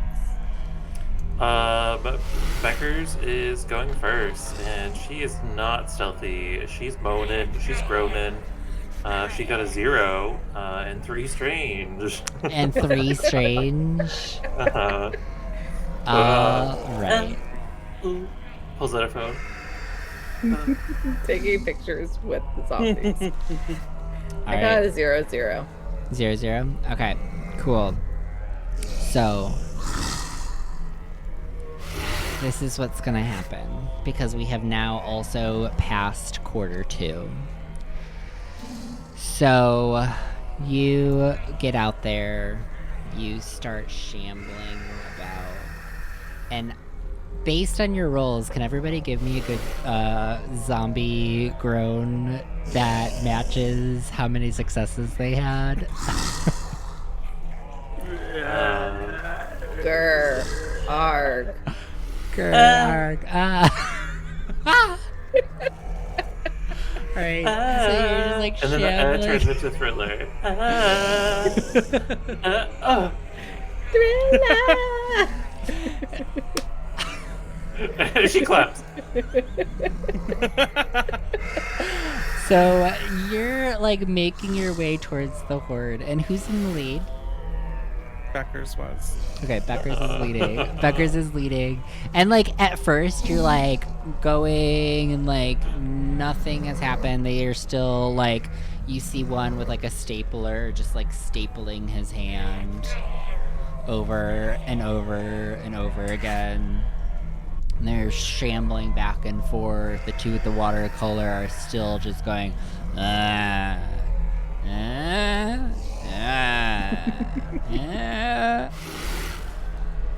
you start to make your way into the group of zombies. And that's when you start to see that some of them look a little confused and they like cock their head. And it's about when you're at the midway point that you start to notice that at least 4 or 5 of them have started following you towards the elevators. That they're kind of on to you, but they haven't fully committed to lunging and ripping out your heart. Alright? And what do you do with this information? Do you press on? Bailey's gonna see this happen and break off from the group immediately and just run towards like the bottom part of the room, like the farthest part of the room, and is gonna start shouting and like waving his arms, and he's like, "You're all fired! You're getting fired, and you're getting written up, and you're fired, and you're getting written up, and that's a violation, and you're out of dress code, and that's not how you use a stapler."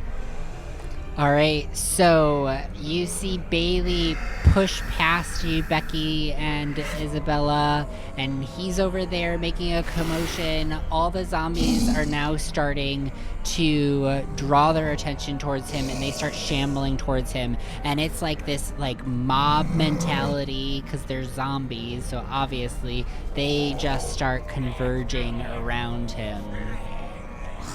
And they are like grasping, and they start clawing at each other, trying to like push past each other. They start bumping into you.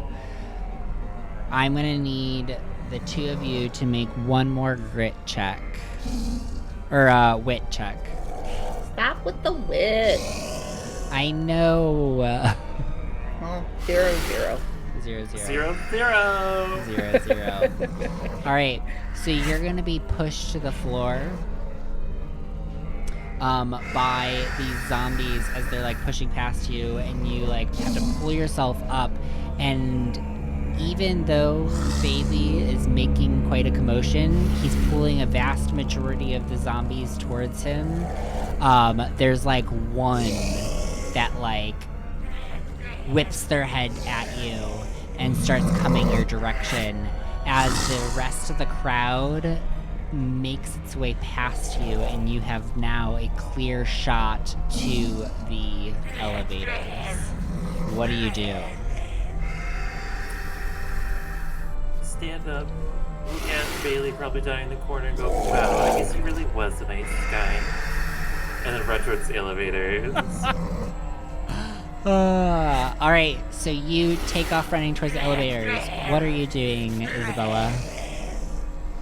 I'm also gonna run off to the elevators, but also say something cheesy like, "Wow, I guess they really do have the best interests of every people at their heart." HR. I Where am a humans human are the resource. Yeah, totally. Alright, so you run over to the elevator, you start mashing the button, and you're mashing it, and the light isn't going on. You see the zombie behind you. It is starting to get closer. Use the gun! And I'll shove the fire axe into the elevator door, like I saw Bailey, Isabella do earlier. Try to yank it open. Alright, you give me a grit check. Isabella, are you shooting with the gun? No, I want to build a barricade. Build a barricade. Yes. With, what would you like to do? You have seconds. Thin air.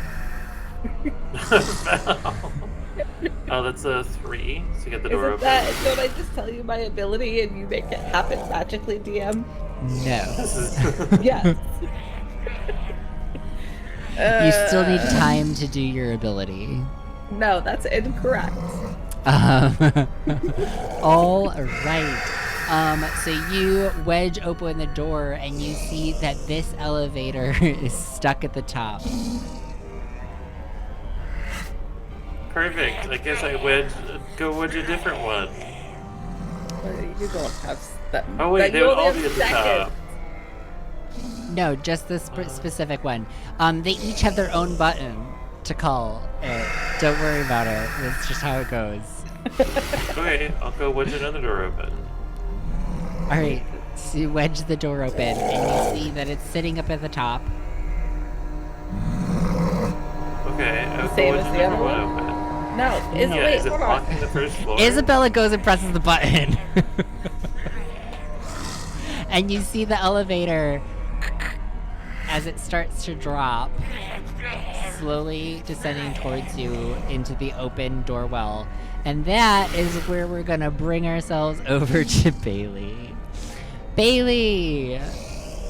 Wanna give me a good old scream as the zombies are coming towards you? As the zombies are coming and like start to attack Bailey, he's gonna be like, corporate behavior number 6. What's good for everyone is good for one. As he's being like mauled. He starts ripping Bailey apart. You hear his screams on the other side of the room.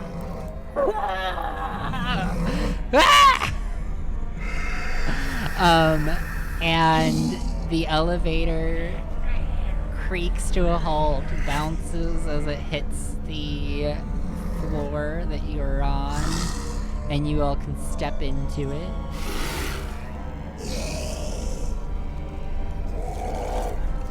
Alright, hit the button for 1. Go! You hit the button for 1. The doors, they sit for a moment. You see that a couple of the straggler zombies have now turned around and they start to make their way across the foyer towards you. And the doors kind of do their little bounce thing before they start to slowly close. And then there's a jolt of the elevator as it starts to ascend. And that's when Becky goes to Izzy and goes, God, like, was Bailey a communist or whatever? What was that?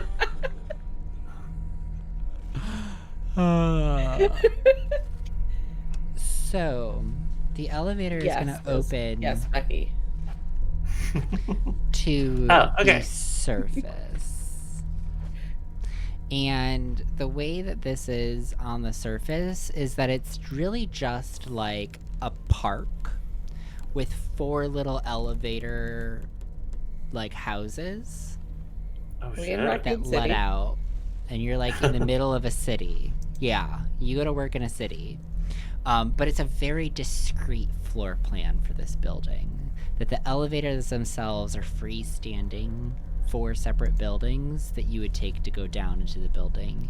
So that from the street, it just kind of looks like 4 little small, like, shed type things. And the elevator lets out into this park, which is at the top of a hill. And you step off the elevator and look down from the hill across the city. The events of today somewhat behind you.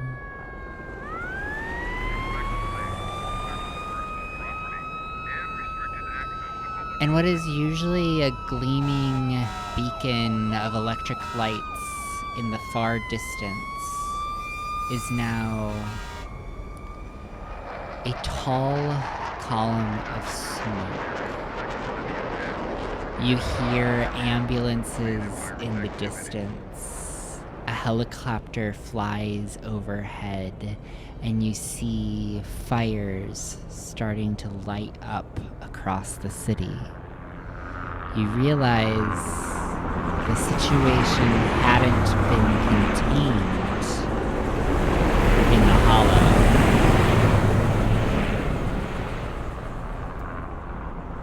Whatever horrors were cooked up down there are out in the world. I've seen this movie. Just burn the whole roaming world to the free. ground. Well, are we sticking together? We're besties. As she leans in for a selfie, holding her axe, covered in blood. Hashtag those that slay together, stay together. Hashtag we're besties. Hashtag R.I.P. Bailey. Hashtag never forget.